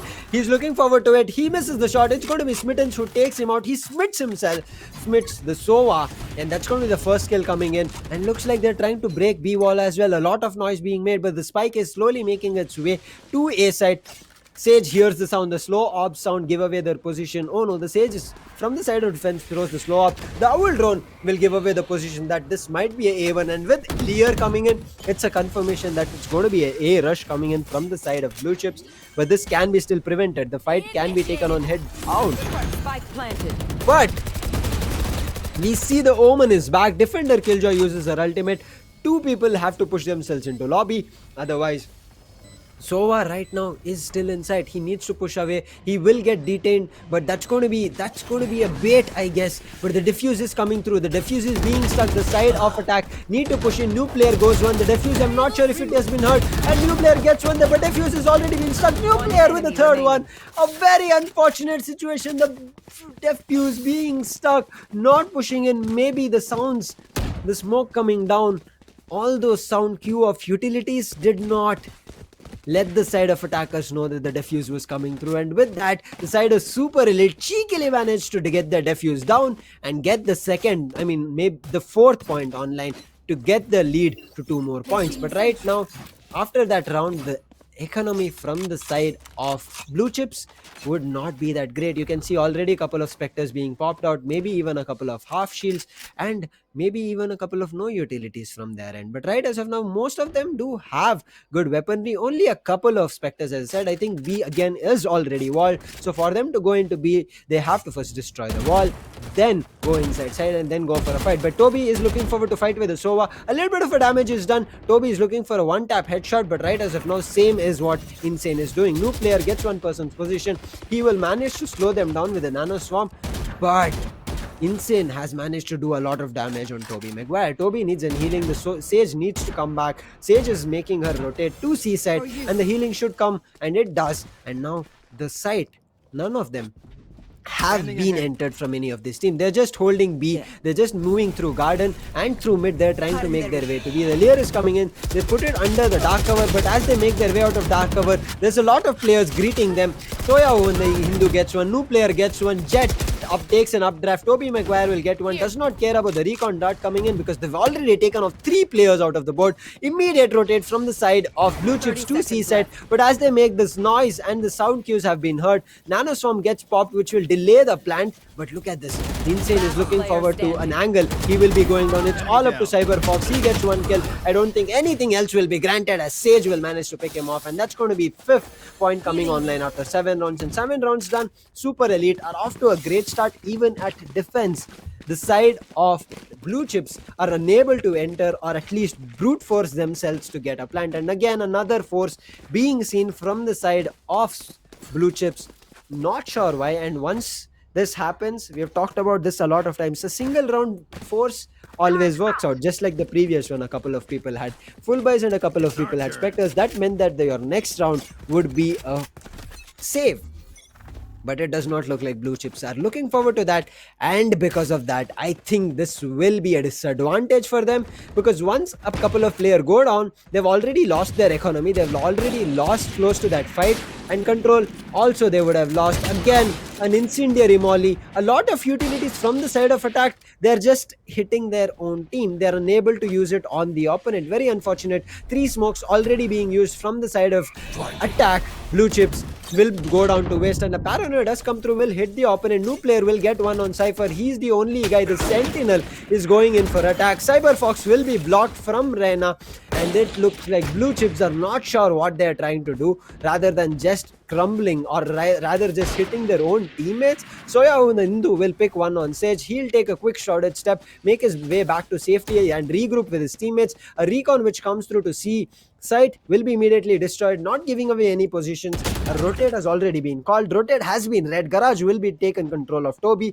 Toby's position is compromised. It's being looked down by Sova. Sova does not have Last player standing. what do you say? The spike. Yeah, the spike. But the Sage will come in for a wide peak. The Sage will pot Cyberfox, and Cyberfox will go in for a swing as well, but will get with a headshot along with Toby getting the shot on the Sova. And that's going to be another point coming in for the side of Super Elite. 6-2 the score line. Reva blue chips right as of now, they're just falling round after another force by coming in. I mean, yes, it's not that the whole team is forcing the matter. A couple of people are getting frags, because of which they're able to get back full buys in their favor, but still the fight is not going the long way. The fight is not letting them get the spike down and then play a post plan situation. So as of now, they're losing a lot of fights. But again, look at this. A Cypher trap. Not sure why it's being placed. I understand if there's a very early backstab, that can be really helpful, but they need to be worried about other backstabs as well. Right now, it's going to be an A aggression going through. Noob is still here along with 3 of his teammates. Two players have entered. Paranoia does hit Sheens, and Sage will pick up one kill. Sage is on the side with the spike, and as soon as she goes, that spike will also fall down. Sage will come on trade with the Cypher, and it's all up to the last person. Insane, and defenders managed to get. It would be a flawless round, but not called a flawless because that was the resurrection coming in. But still, with 4 ultimates, the side of defense are walking away victory after another, similar to what we witnessed in the previous matchup. But previous matchup, it was 11-1 to close off the first half. Right now, Saver Blue Chips need to find a strategy, but again, they are forcing the matter on hands. Not looking good. Not sure why, and they've also not taken a timeout.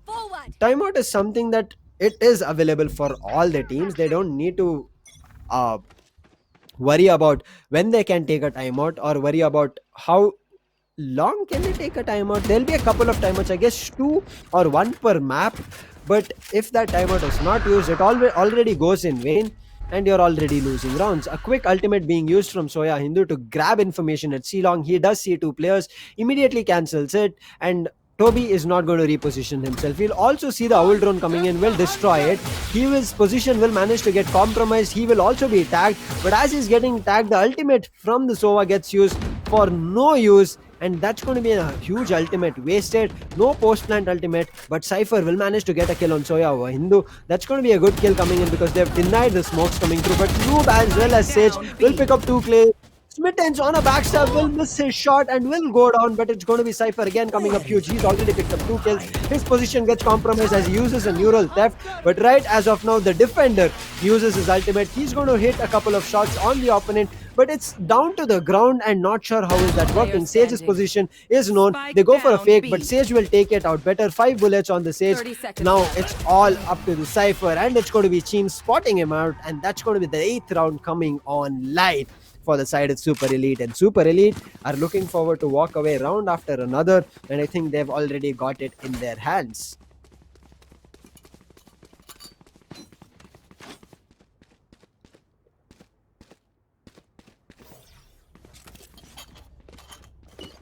I mean, for fact that Super Elite, even though they had a player disadvantage, one person DQ'd or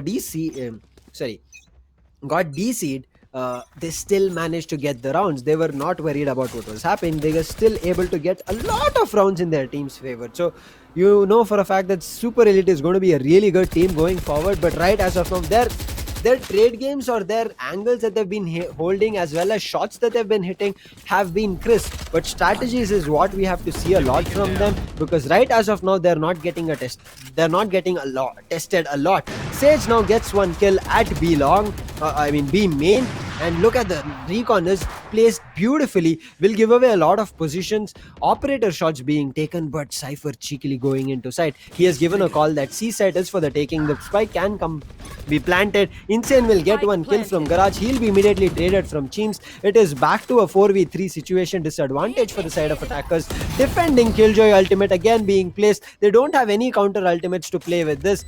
Cypher is looking forward to protect his teammate as he makes his way out. Cyberfox stuck at site will be taken out. It's all up to the last 2 players on site. There's going to be a dark cover preventing vision. It was already going to be defused. Noob player will get an operator kill, but that's all about it. A lot of sprays with the Spectre being done, but you know, long range Spectre fight is not going to work out. Maybe a kill could have come out of that spray, but it's just too far. The spray is going to be a little bit wider than expected, and that's going to be defenders walking away after 11 rounds with 7 rounds lead, heading to the last round of the first map. And right now, again, because of the force that the side of team Reva Blue Chips are doing, they're just losing their economy, they're losing their footfall. Again, you can see most of the players are with 4 rifles, but 1 person with an SMG. That's only because they've been forcing the matter on hands every round. Right as of now, only 1 ultimate available from the side of defense, so still chance for the side of Reva Blue Chips. They can set up the Rena. They need to send across information. Rena can go in with a Empress, but an operator right at A long might be able to pick a couple of players. 1 goes down. They're looking for another one. Still getting pushed. No player does not care about it. Gets 1 more, gets stuck, and he'll be taken out. But 2 kills taken out. He's going to be really happy for that. The dark cover comes through, but Flame, he was about to come through the resurrection. He's going in for the resurrection, but he was about to be backstab. He's going to get backstab. He's going to be taken out. He's going to miss a lot of shots. Teams goes down. It's going to be a flame. Hard boy who comes in. Toby is on a top angle. He managed to take one at A shot. They are looking forward to fight with the Rena. Rena on Empress. She's going to be really dangerous. But Sage will come on top of the fight. It's all up to the last two players. The spike is with them. They can make it work. But right as of now, Cyber Fox is stuck at A Kabi. He needs to make his way out if he has a chance to survive. But as he makes his way out, he'll be found. But he managed to fight with. He has an operator to fight with. He gets that shot. He's going in for another change in terms of a weapon. Takes that operator and trying to run away, but it's going to be the Omen that will catch him out. A lot of shots missed from the Omen, and Soya Hindu will miss a lot of shots because of one the enemy spike remaining. makes its way safely to side. Toby Maguire will come on the backstab now. The site has been taken at C. The spike has come down, but they do have a really good chance. They can take a lot of time in their favor. Shock dart lineups are coming across. I'm not sure where they were sent across, but they do fall at C long, I presume. But garage control is being taken from Toby. The angle is being watched from Insane. A beautiful headshot being connected. It's all up to Insane. It's going to be a 1v1 clutch. Toby did manage to go down. Very unfortunate, but look at this. Insane is going in for a rotate. A defuse is being stuck. He needs to go in. It will be stuck halfway through. Immediately Omen is going to look for the kill. Omen position. He knows where the last kill had happened from the side of Insane, and Soya Hindu will manage to clutch it. He might have let go of Cyber Fox, but he's not going to let go. Insane to clutch this round and not let them walk away with double digits on the first half. Double digits coming across for the side of Super Elite. They'll be walking away close to victory, but right as of now, they'll be heading into the attacking half, the most favored side on the map of Haven. I think this should be theirs for the taking because they do have a jet. They can dash along with her. They'll be able to get a lot of information for her. Once she dashes into a site, that means that they have had a chance to go into the site, take control of it, get the spike down, and then just go for a post plant situation. They do not have a lot of post plant utilities, but they can still make it work. They have a nano swarm, they have a shock dart. So both of these are way more than enough to defend the post plant positioning. So if they manage to get the spike, it's going to get really interesting. But with 3 seconds on the clock, chat, do let us know. What do you think? That is there going to be a comeback from the side of Reva Blue Chips? It looks like it's far gone, but right now the utility usage, just as we saw on the side of Blue Chips, is not working out from the side of Super Elite. But they have taken side control for C. They'll get the spike down as well as a free kill, as Cyber Fox was trying to lurk inside the smoke. He'll be taken down. A lot of damage done by Sage along with their teammates. Flame Boy is coming out of garage again, both of them blocking their ways. Very unfortunate of what is happening. Healing could have given earlier, but that will waste a lot of time. Now Insane is going to be dropped to very low in terms of XP, so Hindu will get one. He'll spot out the Sage. He'll spot out one more person. Sage and new player swing out to help his teammate, and they'll be closing it out to a flawless right now, and that's going to be 11 point coming online for the side of Super Elite. And Super Elite are just taking the difference to humongous numbers, and they are off to a flying start on the attacking half of the map of Heaven, and they have pulled the advantage to 9 rounds. To the side of Super Elite are looking better than ever as of now. They're just feeling themselves. They're taking this to another level, and with the fight that they're putting up, I think this should be a 12th round coming online. I did see a couple of force coming in from the side of Reva Blue Chips, and if they've done that, yes, they have done it. Again, another force. This might not work out. A trap wire is going to give away the information, but they need to clear out backside. They managed to run away from backside, give away the site for free. The spike should be planted. Nanostorm will prevent them from rushing in. Sage will spot them out, do a little bit of run and gun, but none of the kills will be confirmed. The wall will be immediately planted across, but Sage is going in for the kill. Sage is going really hungry. Cypher on the other end will be taking up a kill, punishing to taking up an aggressive angle at Heaven, but Cypher is trying to drop down. He drops down, but will be immediately taken down. New player one gets one kill. Noob is low and health. Sage will manage to help and get one kill. Sage is right behind the wall. It's going to be Sova. Cheems coming in. Cheems comes in, gets a headshot on Cyber Fox. It's all up to Insane. Insane is going to go down a spray, run and gun coming in, and Sage going to close it out. And that's going to be a match point for the side of Super Elite. And the way Super Elite is playing is run and gun. And right now they changed it into Vandals and a couple of Phantoms. So they are confident to win this and take it away, because as I said, the map is already attackers favored. So if you're able to open up a site and just take entry, that's going to make matters really good in your attacking half. So right as of now, Super Elite looking forward to close this really early. I mean, started off really good. They did have a little bit of a disconnection from their Roman player, but after that, they're off to a flawless flying performance. Right as of now, there's going to be a trap fire at Garage, which might give away the position. Reyna gives away her position by taking down the owl drone, and because of which the nano swarm being thrown will get them access to B side.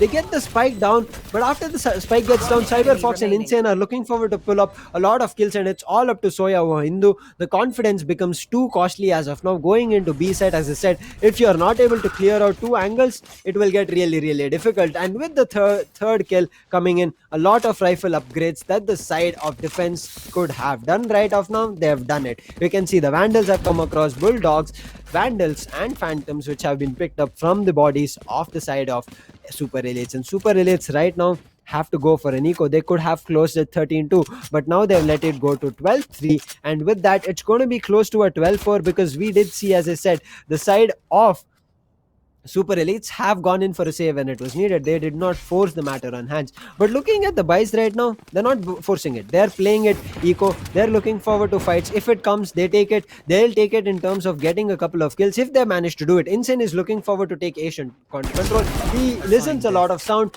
The recon will be hit on Soa's face, so his position compromised a lot. But another kill coming in for Insane. Insane holding the site really strong, but Sage has also made her way in. Sage gets a beautiful dink on Brimstone. They're looking for a lot of kill, but Sage is the last person, and it's going to be a flawless for the side of defenders, and a round that they really needed. And if this round the side of defenders or blue chips fell, it would not have looked good, because match point means it's going to be victory that the side of Super Elite will be walking away with. But with that done, it's going to be full buys coming in for the side of Team Super Elite. And Super Elite, I'm pretty sure they will not go in for being a little bit overconfident that they can run into a side, take control of it, and go for a very early plant. I think that's the problem. They went into B very early. They did not take control of any of the positions. And as I said, they don't have Jet to make that plant and dash play. I mean, that is really going to get difficult. A beautiful recon comes through. Noob's position is revealed, but they also can understand it's only one player. Again, Brim is the only person playing on site through that smoke, and now they get him closed off from Garage. So now the C site is for the taking. The spike does come through. They managed to break the wall, so close to wall is going to be the Brimstone playing, but two ultimates from the side of attackers will make life difficult. Look at Soya Wahindu. He takes up a really good off-angle position. It's going to make life difficult. Attackers Killjoy, lockdown being popped. Smitten takes one kill on Toby Maguire. Cheems gets one kill. Omen's position still not compromised. They're looking forward to fight with him. Omen will manage to take one on Cyber Fox. Smittens will manage to take one. A lot of time being wasted. Hunter's Fury available. Hunter's Fury being used to push people out of C Cubby. They managed to do it, but still two people surviving means they're taking a lot of time out. It's going to be the last player who needs to buy a lot of time, but they do have time. It's very close, and it looks like they will be able to make their team survive for another round. Omen just getting a little bit too overconfident. A lot of people going in for C long, and Hunter's Fury being available at the right time for Insane. He managed to push them out and use it and get their team back to victory. But right now they do have a resurrection available, but on the other end they have better ultimates, such as a deep fryer from the side of Brimstone. The orbital strike is going to be a really important role right as of now. But right now the side of Super Elite have had enough. They're going in for the force buy, and this force buy does not go their way. They're going to be letting the side of blue chips come to 6 round difference, and Insane already fragging out. He has picked up one player. They're looking for another one, and the fight is coming across. They cannot rest because they do have a person watching that position, and if they manage to rest that position, he's going to get a one headshot ding. But they have seen that Insane has managed to reposition himself. They're slowly trying to rotate out of that position. Cheems pushing into Garage will get one. Cheems needs to look out for another push, but a crossfire being held at Garage window will be taking out Cheems. But right as of now, they're going back to A. This should be really good. A lot of shots being missed by Noob, and that's going to be a trade that they're looking forward to. Insane will get that kill. Insane is going to be grouped by a lot of people. He's going to get another one. He's going to get a fourth. He is on the ace. What a play coming in from Insane, but that ace will get denied. It's all on Topi right now. to get a 1v4 clutch. He spots another one. Brimstone's position is compromised. One person is still pushing in from window. A crossfire has been set up here outside their spawn, and Toby will still get one more, and it's all up to Cyberfox to clutch it because his teammates are still coming in. But right as of now, he has bought enough time so that the Reyna as well as Sage are close to spawn, and now it's not looking that good. Toby is going to go down anytime soon. The peak does come through. Toby gets the third one. Toby is on a chance to clutch this, but he has to take up the spike, and 19 seconds on the clock. It's not looking good for him. I mean, he's the one on attack, so he needs to pick up a couple of kills or a couple of rifles. But with 8 seconds on the clock, I don't think he'll be able to do something. But he's picked up a rifle. Sage is waiting to greet him, and Sage will be managing to hold his position and get that 6th point online. And with 18 rounds done, right now Super Elite are giving round after another. I mean, the last round should not have been given away that way. Toby managed to bring it back in a favor. He got a 3k, but everybody going down to Soa, who was just pushing in from long. Very unfortunate from the side of Super Elite to see that kind of a performance.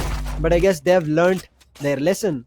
They know that when an opportunity is given for the side of blue chips, they don't go back from it. But now Smittens has popped up an operator. He's holding a C-long angle.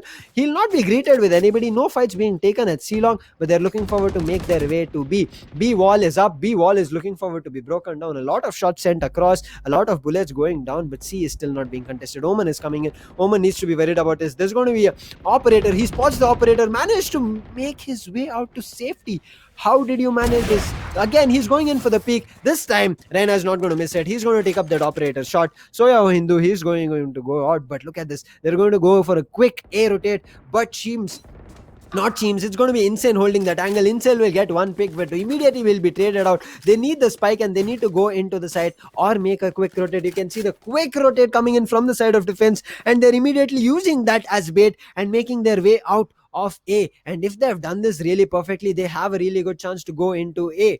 And the setup at C side is good. There is a trap fire, there is a camera, so entering C side is not going to be an easy task, but they've wasted a lot of time, because of which the teams have made their way back. They are repositioning themselves at C as well as B, and Garage is being taken over. New player makes his way entry.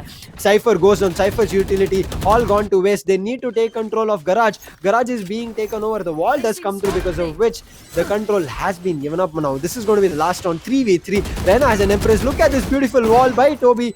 I mean, from the Sage. Very unfortunate. Toby does not land a headshot. It's all up to the last person surviving. That's going to be Noob. He still gets one. Noob is on a 3k. The spike is getting defused. The nano stone being passed it. It's all on Smittens. What a play coming in from Noob. Noob has an ultimate to play. He initiates the ultimate. The spike is still not in range. The defuse can be stuck, but he has already wasted a lot of time. That means that Reyna has no chance of defusing it. But the clock ticking, that means this is all gone down to the waste. Ball gone. Oh my god, I'm losing my words, and that's an ace to close it. Super Elite. What a play coming in from Noob player. Is this man really a noob? Is the last question to be asked.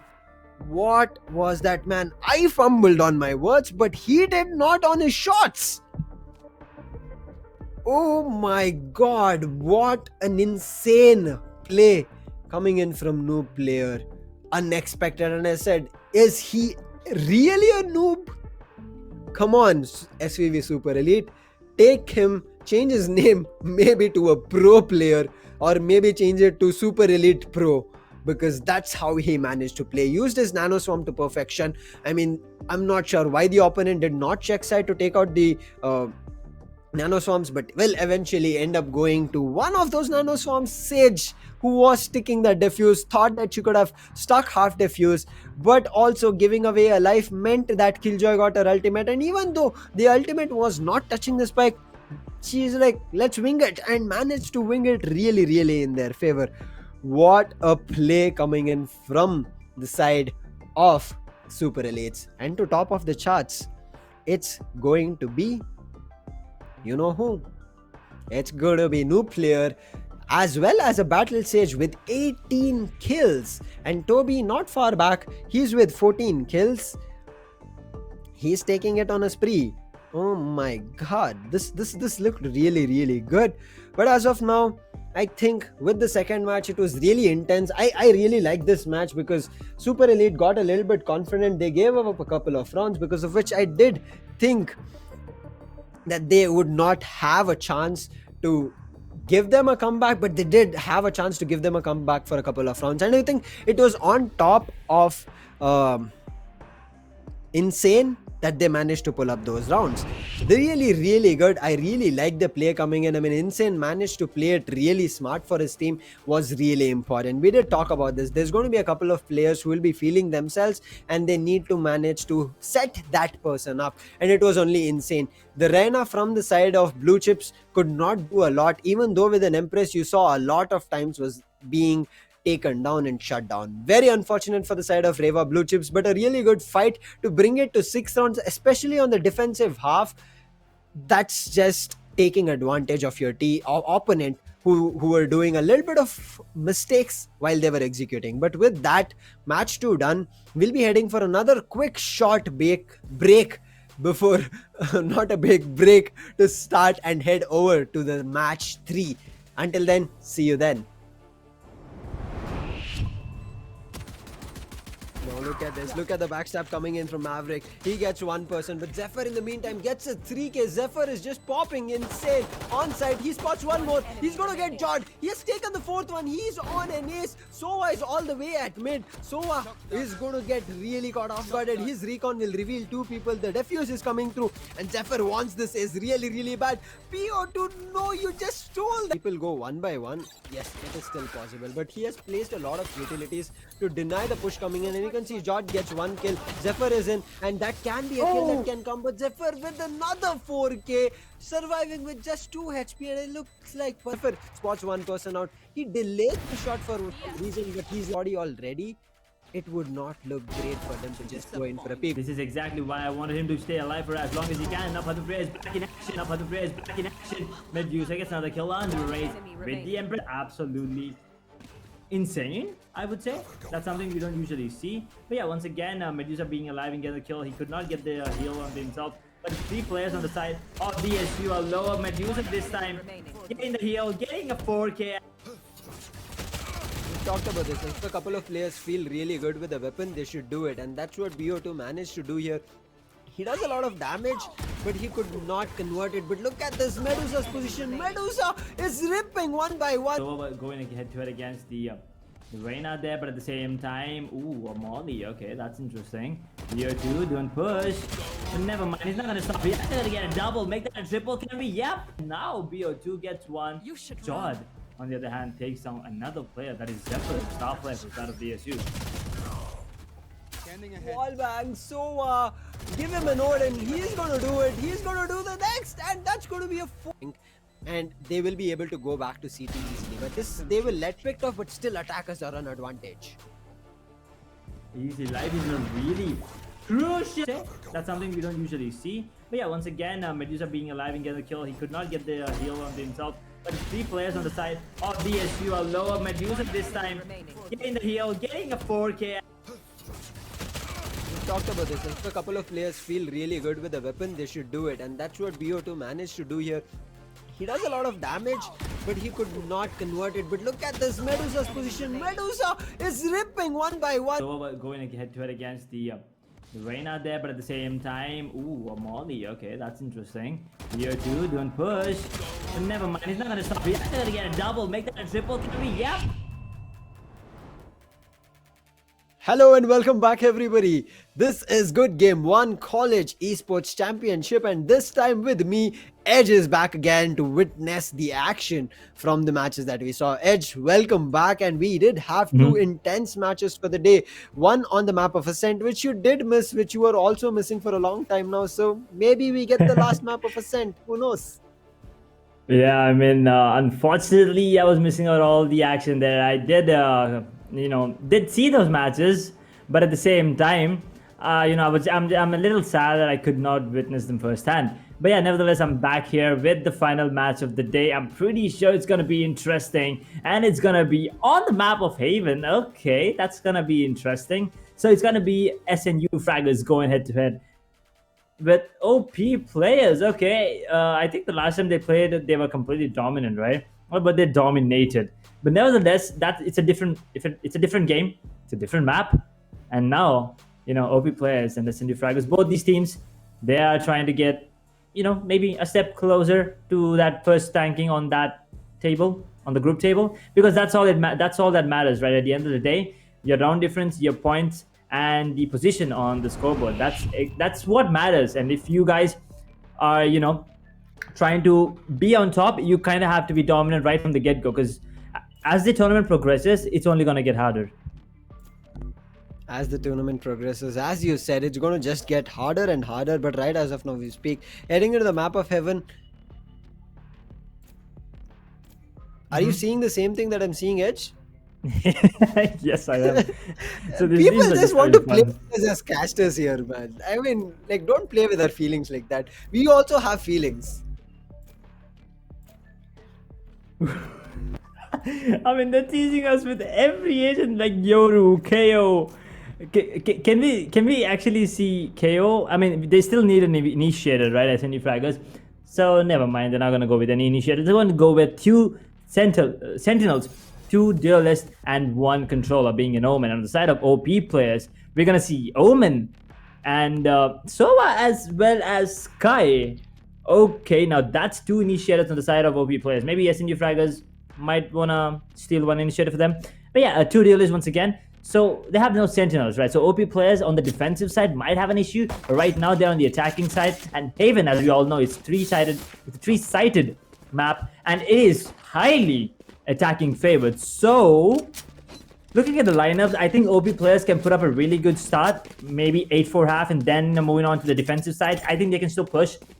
And since they have two initiators, maybe they can get all the information that they need with the Trailblazer and also the Recon and the drone, as well as the Guiding Light, and also Seekers available, right? So, OP players, they have a really good chance. But SNU Fraggers, that team is a bit more robust, I would say.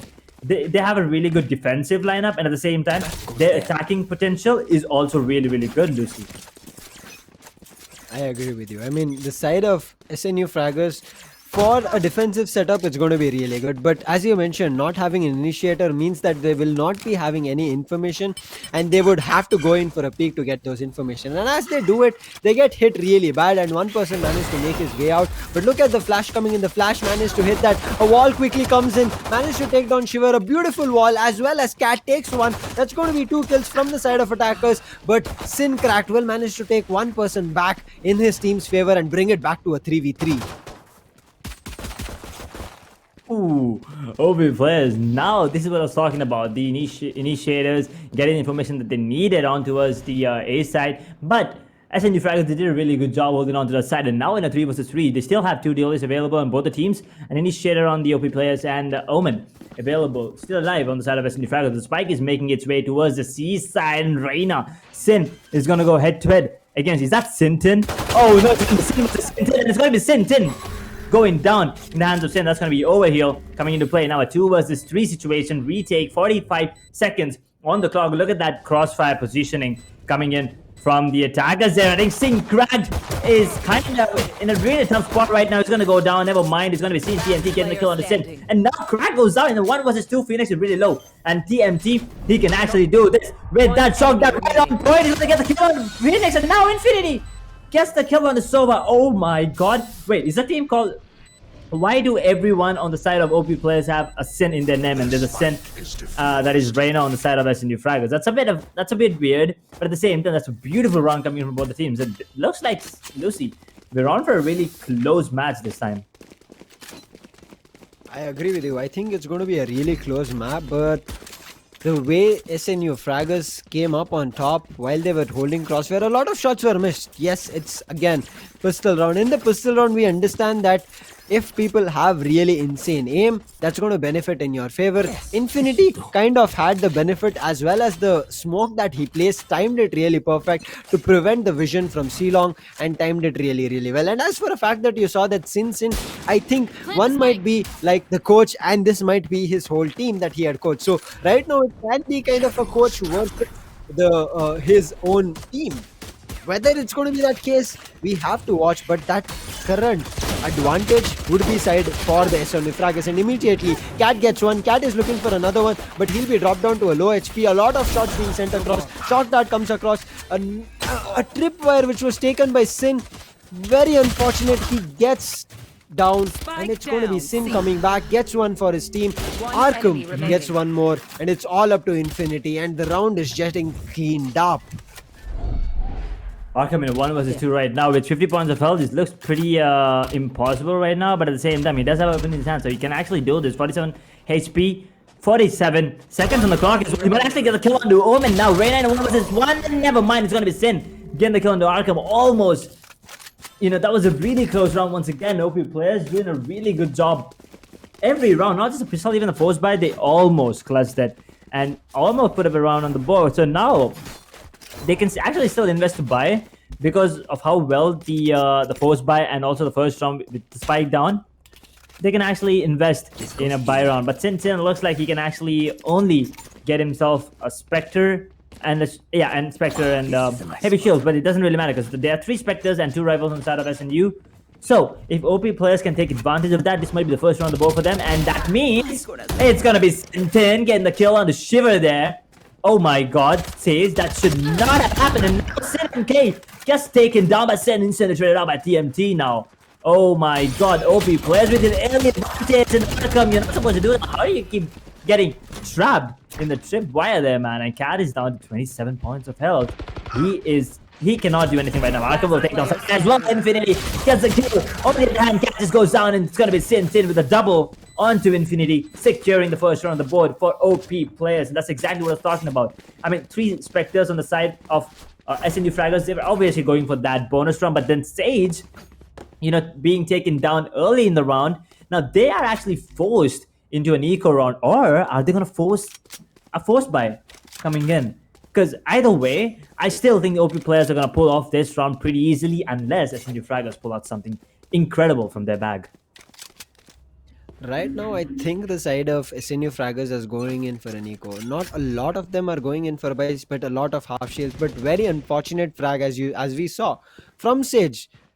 I understand that wall was about for information, but you need to be also sure that you might be able to run away from that. But now Phoenix gets tagged. He's going to look for the kill with the Hunter's Fury, but I guess there's not going to be any kind of a damage done. Arkham managed to position himself through garage window, and he's going in for this kill.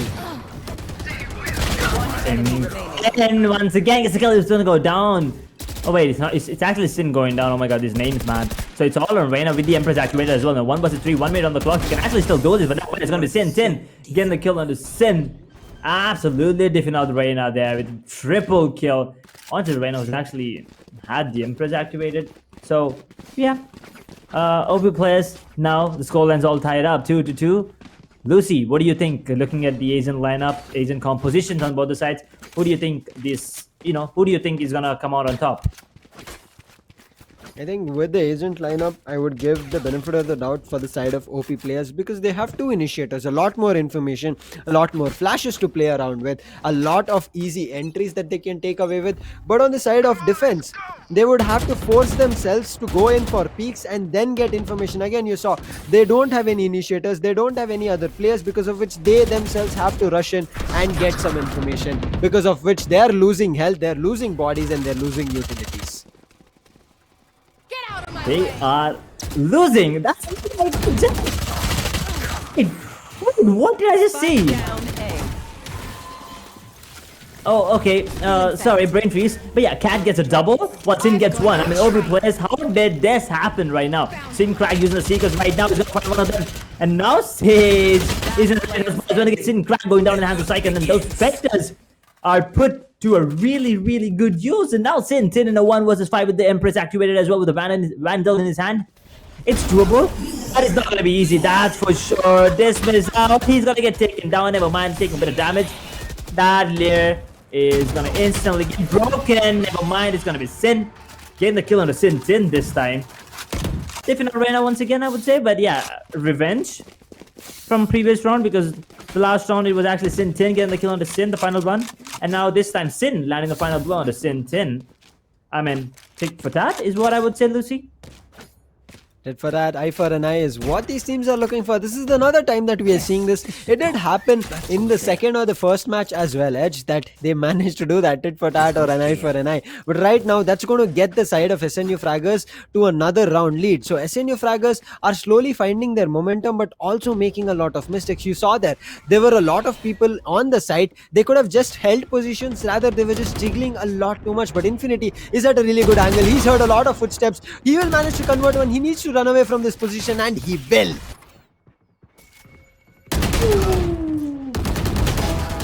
Sin MK gets a kill on Psycho. Shiver gets one. Infinity once again with the backup there. Absolutely beautiful to watch. And now Sova in a 1 versus 4. He's gonna actually the kill on Sin now in a 1 versus 3. He can actually do this. I mean, 1 minute on top of Spike still in his hand.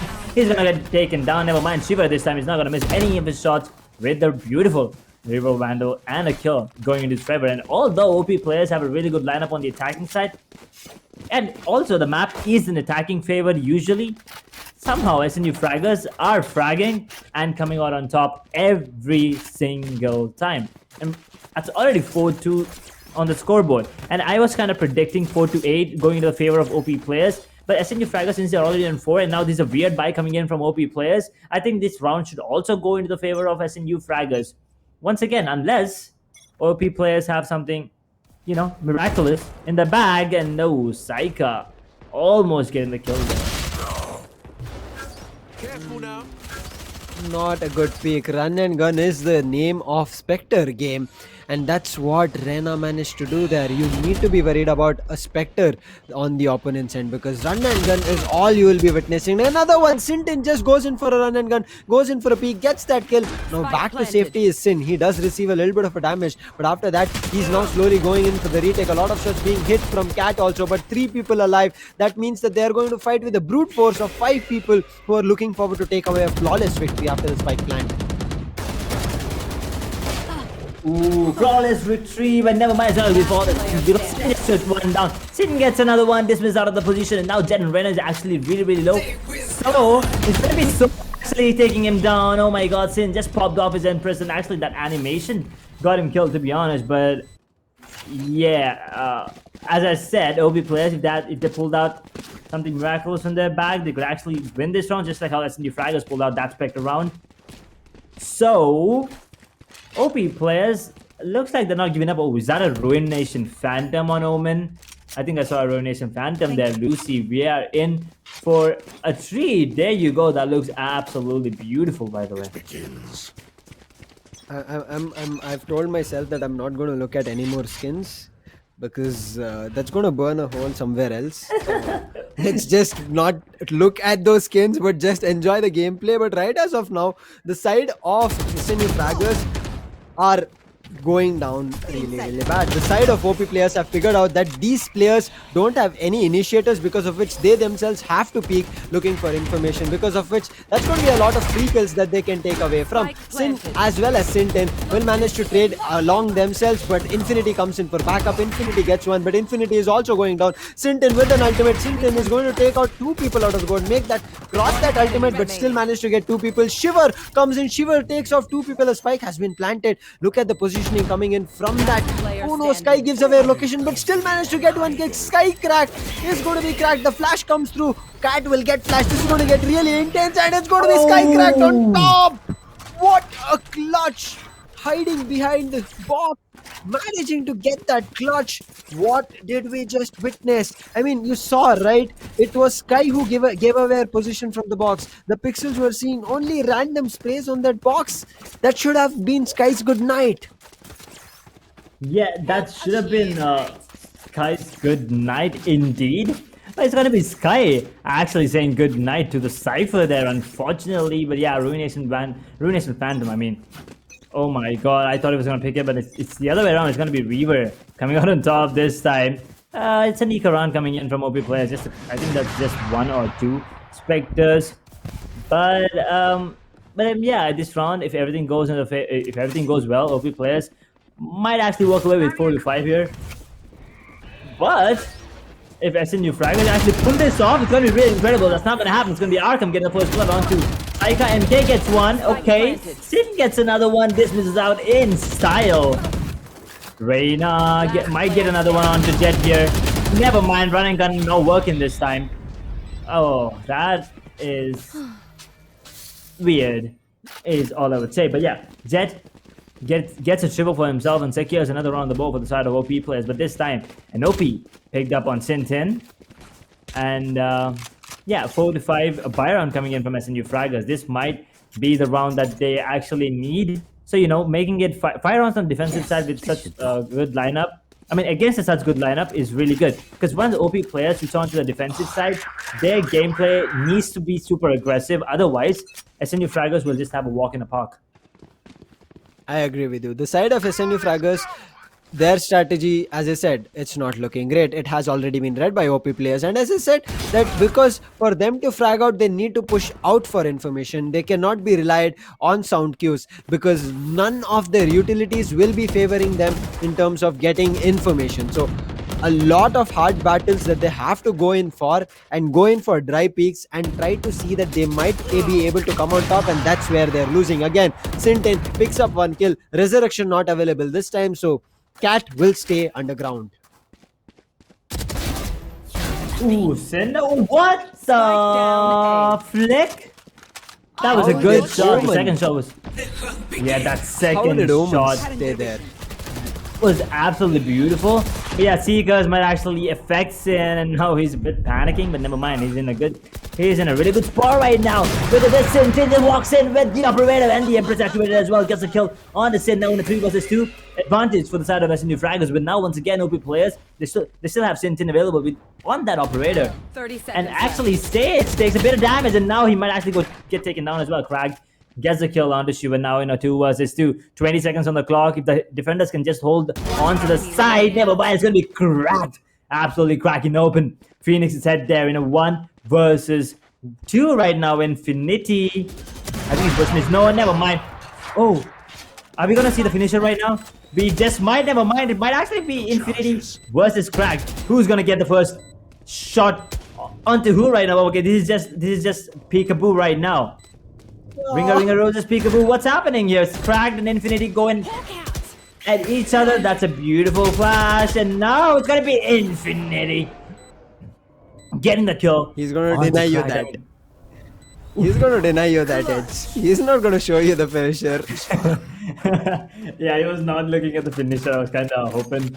But yeah, he did look at the sky. I could see the clouds and everything. Yeah, that was a beautiful run. That's exactly what I was talking about. SNU Fraggers pulling it back, and now the scoreline's all tied up once again, 5-5. So, 5 rounds is actually really pretty decent on the defensive side of the map of Haven, and especially against that lineup, right? That lineup has 2 duelists, 2 initiators, and the controller. They are gonna have a really tough time on the defensive side, at least theoretically on paper, right? So let's see how it goes. But right now, it looks like SNU Fraggers did enough on the defensive side. Defensive side they've done a lot. As we said, attackers favored map. They've managed to take over a lot, but look at this. Sintin again start things off, takes 1 on Cat. It looks like Cat has a really good fighting chance, but is just going down way soon. Sintin, another random spray through the smoke, will get 1 and also will get an overwheel and control of garage window. This is getting very skeptical. It's getting skeptical, but at the same time now it's all on Infinity. The 1 versus 4 gets 1 and he's on 1 HP. There's no way he can clutch this time. It's gonna be OP players absolutely stomping SNU Fraggers right now. That was a beautiful round coming in from them. But last round of the first half, the economy on the side of SNU Fraggers is not good. So they might actually just get Spectres. And, you know, SNU Fraggers, if they manage to pull out this round, it's going to be really interesting for them because, you know, on the side of attacking, they have a really good chance. But right now, Sintin is on top of the scoreboard with 17 frags. 17-7. Oof, 2.5 KDR. That is absolutely insane. Just for, I mean, you know, just the way that he's playing, even though they have only 6 rounds in the bag there, Lucy. This is going to be a very closely contested fight from both these teams. The SNU Fraggers as well as OP players, they're looking forward to play a little bit strategically, slow down the game right now. Saika is understanding that the side of OP players are also getting a little bit of overconfident And look at that. They are waiting for those picks. Saika managed to get that kill. That's going to be really, really important because they have lost their controller who's going to provide them smokes. Who? MK? He's gonna get the kill on the Shiva, and another one on the Sin. Saika, on the other hand, gets the kill on the Sin. Sin was Infinity. Took one down. That was actually MK. Now Saika gets a triple. Beautiful headshot. This time cracking open Crack's head. And now TMT in a 1 versus 3. If he could just get the kill on the Omen, he can actually do this because he has the Hunter's Fury available. That double Sin TNT. Oh my god, that was close. Infinity once again clutching it. I mean, I don't know if Infinity is doing this on, like, on purpose, but maybe he's not doing it intentionally. But yeah, he's putting the 1v1s off, all right.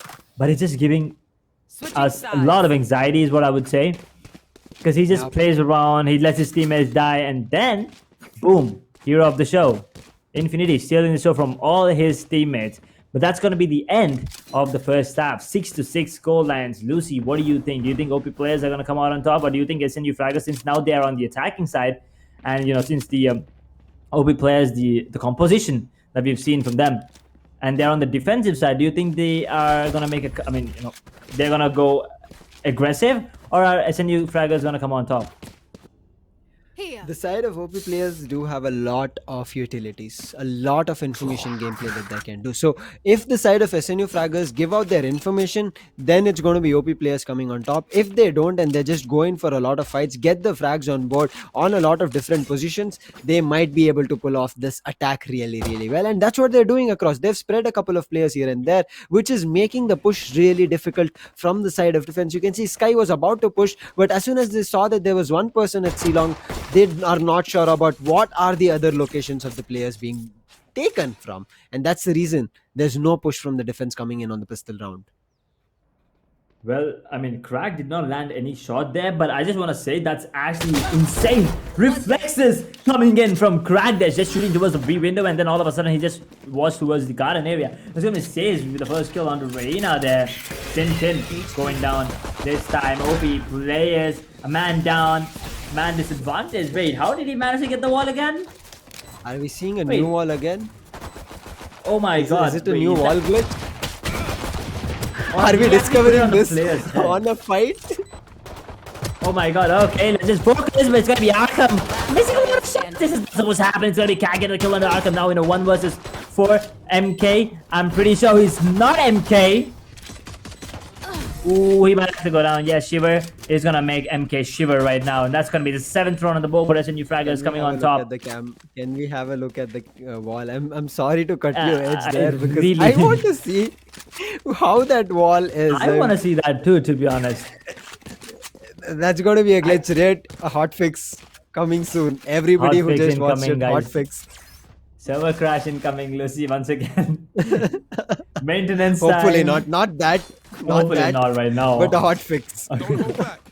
Yeah, hotfix would be really good. Let's just hope there's no maintenance coming in right now. But yeah, OP players looks like they need to maintain their their confidence right now, because they are around behind and they're forced into this round. So if they lose this round, it's going to be 8-6, and at the same time they're going to be forced into going into an eco next one. That might actually take their score to a 9-6. That's 3 rounds behind, and on the defensive side, that is not good, especially with that agent composition that they have right now. It's going to be Sin versus Sin Cracked any second right now. Look at this.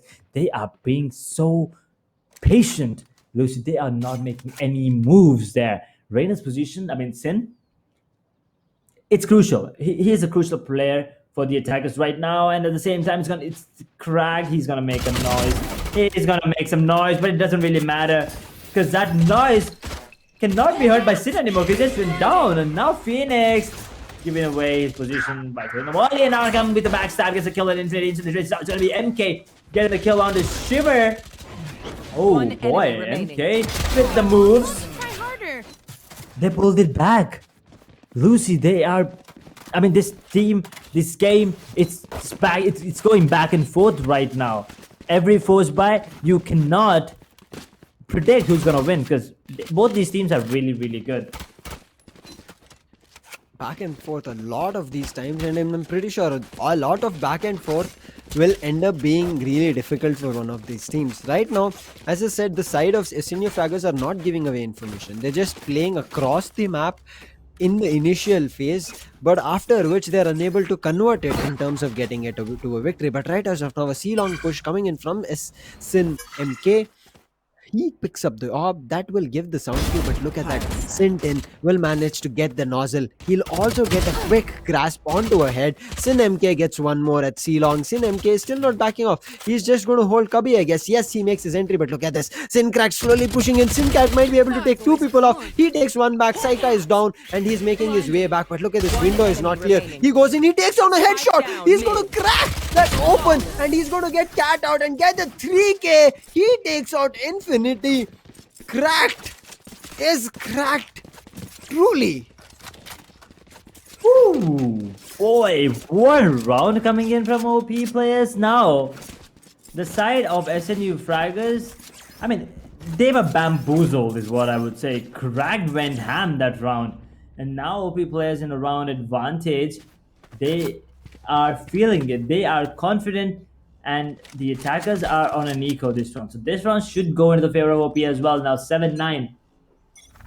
So, oh, MK is not going to stop. He's actually going to dash in instantly. He gets a kill onto Shiva with the Blast Spectre there, and Cracked once again gets a kill on the Sin, and now he's pushing in.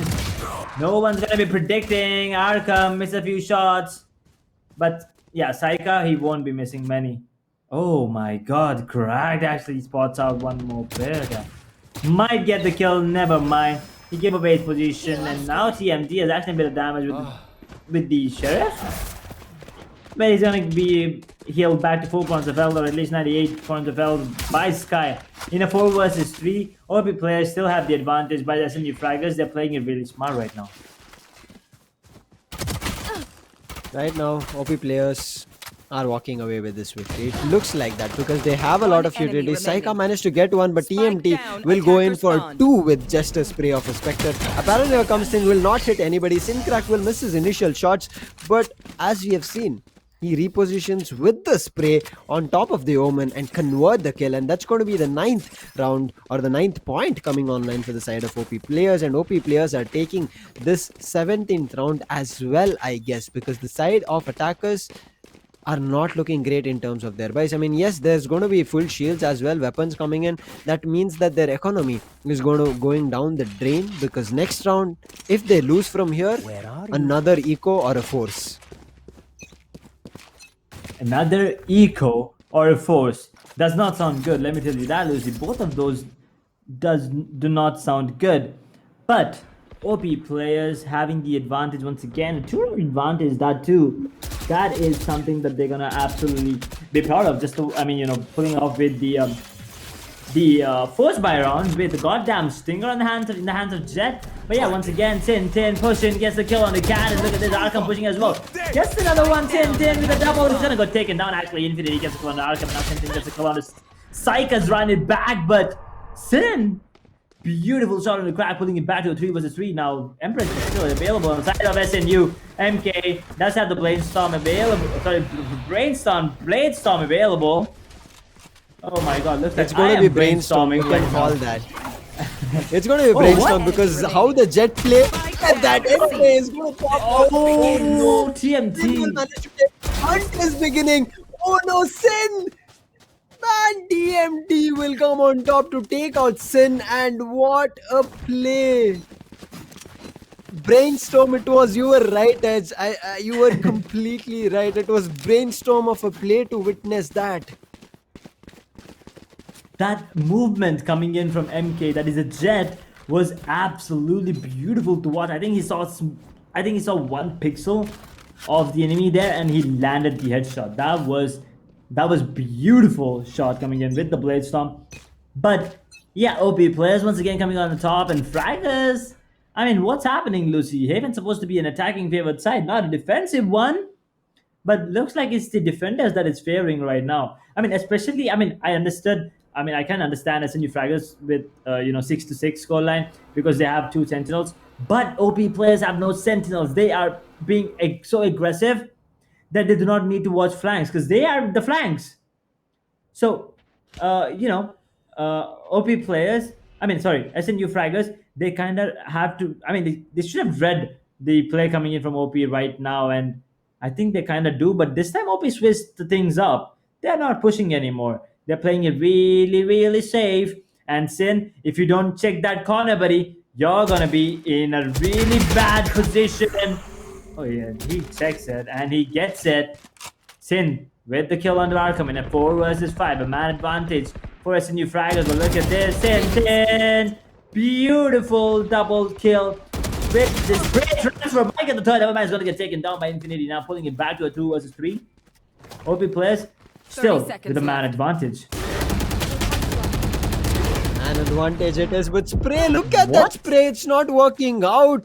But Infinity will come in and clutch it and get that save, get that 3k for himself. It's all on to Infinity. He's very low in health. Same goes Once for again. Syncrack, just surviving with 3 HP. 13 seconds on the clock, 10 seconds on the clock. 10 Both of seconds them left. ringing roses around. Sound cues given out. It's going to be Syncrack with a 3k. Coming on top again. It's going to be Syncrack. This man has never stepped down whenever it was needed. He's nodding popping yes. off on the defender. Syncrack, are you listening to me, man? He's nodded, yeah. I mean, so he's actually popping off on the defender side. I mean, it was always Infinity being in a 1v1 clutch, and he did clutch them 2 times, but the third time's not the charm for him this time. It's gonna be, I mean, he already won a clutch against Syncrack, the 1 versus 1, but this time it's gonna be Syncrack. I mean, he only had 5 HP. There's only one shot that he needed to hit, because even Infinity was on like 17 points of health. So it was actually one shot, but it doesn't really matter even if Infinity was on full points of health, because that was a beautiful headshot coming in from Crack. And now Sin actually with another kill onto Shiver with the beautiful Origin Vandal there. But that Leer position and the flash coming in from Phoenix, both are really good. And now Arkham gets the kill on the cat before going down the hands of Sin in a 4 versus 3 situation. No, the players still have a man advantage, and Impress coming into play. Sin's position is not known. His position is, I think they are kind of suspecting it right now, but yeah, it doesn't really matter because Sin is gonna get a kill on to Saika right there and might get another one. Yes, he's gonna get the kill, and now with 4 bullets in the weapon. Look at this. Sin gets 1 before going down in the hands of Sin. 4k with the Empress. That's impressive, I would say. Match point. I see what you did there, Edge. But yes, it is impressive. Maybe we can start calling that. Okay, that's what we are going to make it a new normal today. From here on, any impressive clutches, it's going to be impressive. But right now, it's going to be a match point for the side of OP players. And I think with the kind of utility that they have, they are walking away with the victory. And I did say this.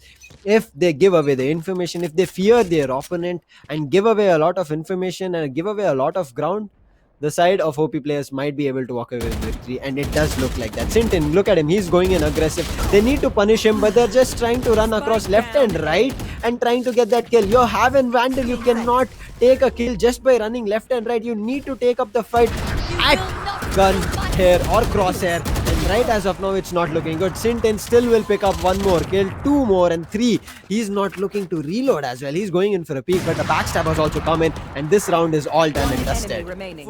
He's on for the ace actually. A final blow, but never mind. It's going to be TMT getting the kill, and OP players. Definitely OP, that's for sure. And SNU Fraggers did look like they had a chance after they won the pistol round, but then OP players pulled it back with the goddamn post buy, and everything was downhill from there for SNU Fraggers. And obviously it's gonna be Sin 10 on top. That Reina def, oh my lord, 30 to 10, 3 KDR, 111 econ rating, 443 average combat score, and 9 first bloods. 9 first bloods out of 20 rounds. That's once again impressive, Lucy. Amazing play coming in from Sintin. I mean, to witness such a performance, it's just the confidence that the side of SNU Fraggers let them walk away with. The OP players were able to get round after round. They were just able to crack open the opponent every round and completely take control. Whether it's going to be C long, whether it's going to be A lobby, or even mid itself, they were able to take control of it. And you saw every time that the side of SNU Fraggers were trying to fight out with their opponent, they were trying to jiggle or trying to do wide peaks and again go back. I mean, they were just doing A and D, and that was not working out. I mean, with the Phantom, with the Spectre, you can do that run and gun. Left and right, you can keep jiggling across and make that kill, but not with a Phantom and a Vandal because of the new nerf that has come in, or you can say a buff for the run and gun, because of which it has just made life really, really hard. But yes, as you said, 9 first bloods is going to be really, really impressive. Not that the side of SNU Fraggers didn't frag out, they did manage to get a lot of kills. You can see the number of first bloods are also kind of in their favor. Cat did it whenever needed, but Cat was kind of the battle sentinel for them, because of which he was the first person going down really early on to a lot of fights. So unfortunate from their end that their sentinels were going down a lot, but again, Infinity being a controller did a lot of heavy lifting. But that does happen, as we have talked about it. One team is going to just feel themselves OP players after the first half, going into defense, having a lot more utilities to play around with, came on top as well. I mean, the controller, obviously, yeah, he was kind of playing aggressive as well. He was teaming up with the Sintin there, and Sintin, he was just rushing in on those defensive side. I mean, everyone on the side of OP actually popped off while they switched on to the defensive side. So my prediction was completely reversed there, completely opposite. Because I thought, I mean, I did predict that if they rush to be aggressive, they might actually pull it off. But at the same time, I thought they might be at a disadvantage having no sentinels, but they proved me wrong because it was all Sintin. And was the Omen's name? It's not Infinity, but yeah, the Omen. Infinity is the Omen from the. It was the other Omen, right? SNU Fraggers. No. I was talking about the Omen on the side of OP. There actually. Okay. Yeah, I kind of forgot the name already. Oh my god. Okay. I'm bad at this, Lucy. But yeah, Omen. Really sorry about that. But yeah, you did a really good job supporting your Reyna there, and that's exactly what we need from your team. You expect the duelist to be on top, but for your duelist to be on top, you need to support them. I mean, you kind of need to push them from behind. You kind of need to be there, trade them. But at the same time, Sintin was actually not the one going down. It was always the Omen getting killed and the Sintin getting the trade frag. So that was something, the coordination, the synergy that these two players have, that was absolutely beautiful to watch. And every round they were pushing A. Every round. I don't know how SNU Fraggers did not see that coming. But every round the same thing was happening and they kept falling for the same trap over and over again. It's just the read coming in from the side of OP players, and as I said, them not having a lot of information, they were unsure about which side to push or even which position to hold. Because if they went garage, what if there were just a lot of traps, or what if there were a lot of people holding crossfire? They were unsure about it because they did not have any utilities. Same goes to if they go into A lobby. You saw that Sin did manage to spot him out through the cement blocks, but still he did manage to get hit by that Omen a couple of times, but then managed to trade him out and get that overheal for himself. But in the meantime, a backstab already happened from Sintin from A shot, and he completely wiped out the side of SNU Fraggers. Those kind of plays were always happening from the side of OP players, and that's the reason they came on top. But as we are ending this matches, we are done with day 12. Intense matches that we witnessed, a lot of close countered matches, a lot of matches that could have come on top but ended up being dominating on the first two matches. But right as of now, we saw the map of Heaven with SNU Fraggers as well as OP players. This was really closely contested. I mean, both the teams did have a really good chance, but once we went into defense, it was just OP players coming on top. But nonetheless, it's just a couple of teams who will always come on top, a couple of teams going down, but it's still in the group stages. So I would wish all the teams in 8 different groups to make sure they make a huge comeback, because right as of now, we are just done with 12 days. There's a lot more days to go, a lot more matches to play. But with that done and dusted, we'll be looking forward to day 13. What is it packing? But until then, we would have to say a goodbye to you, all of you out there. As we say goodbye, this is me, Lucifer, as well as Edge, signing out on day 12, and we'll be catching you on the other side of day 13. Take care. Good night. Bye-bye. Good night.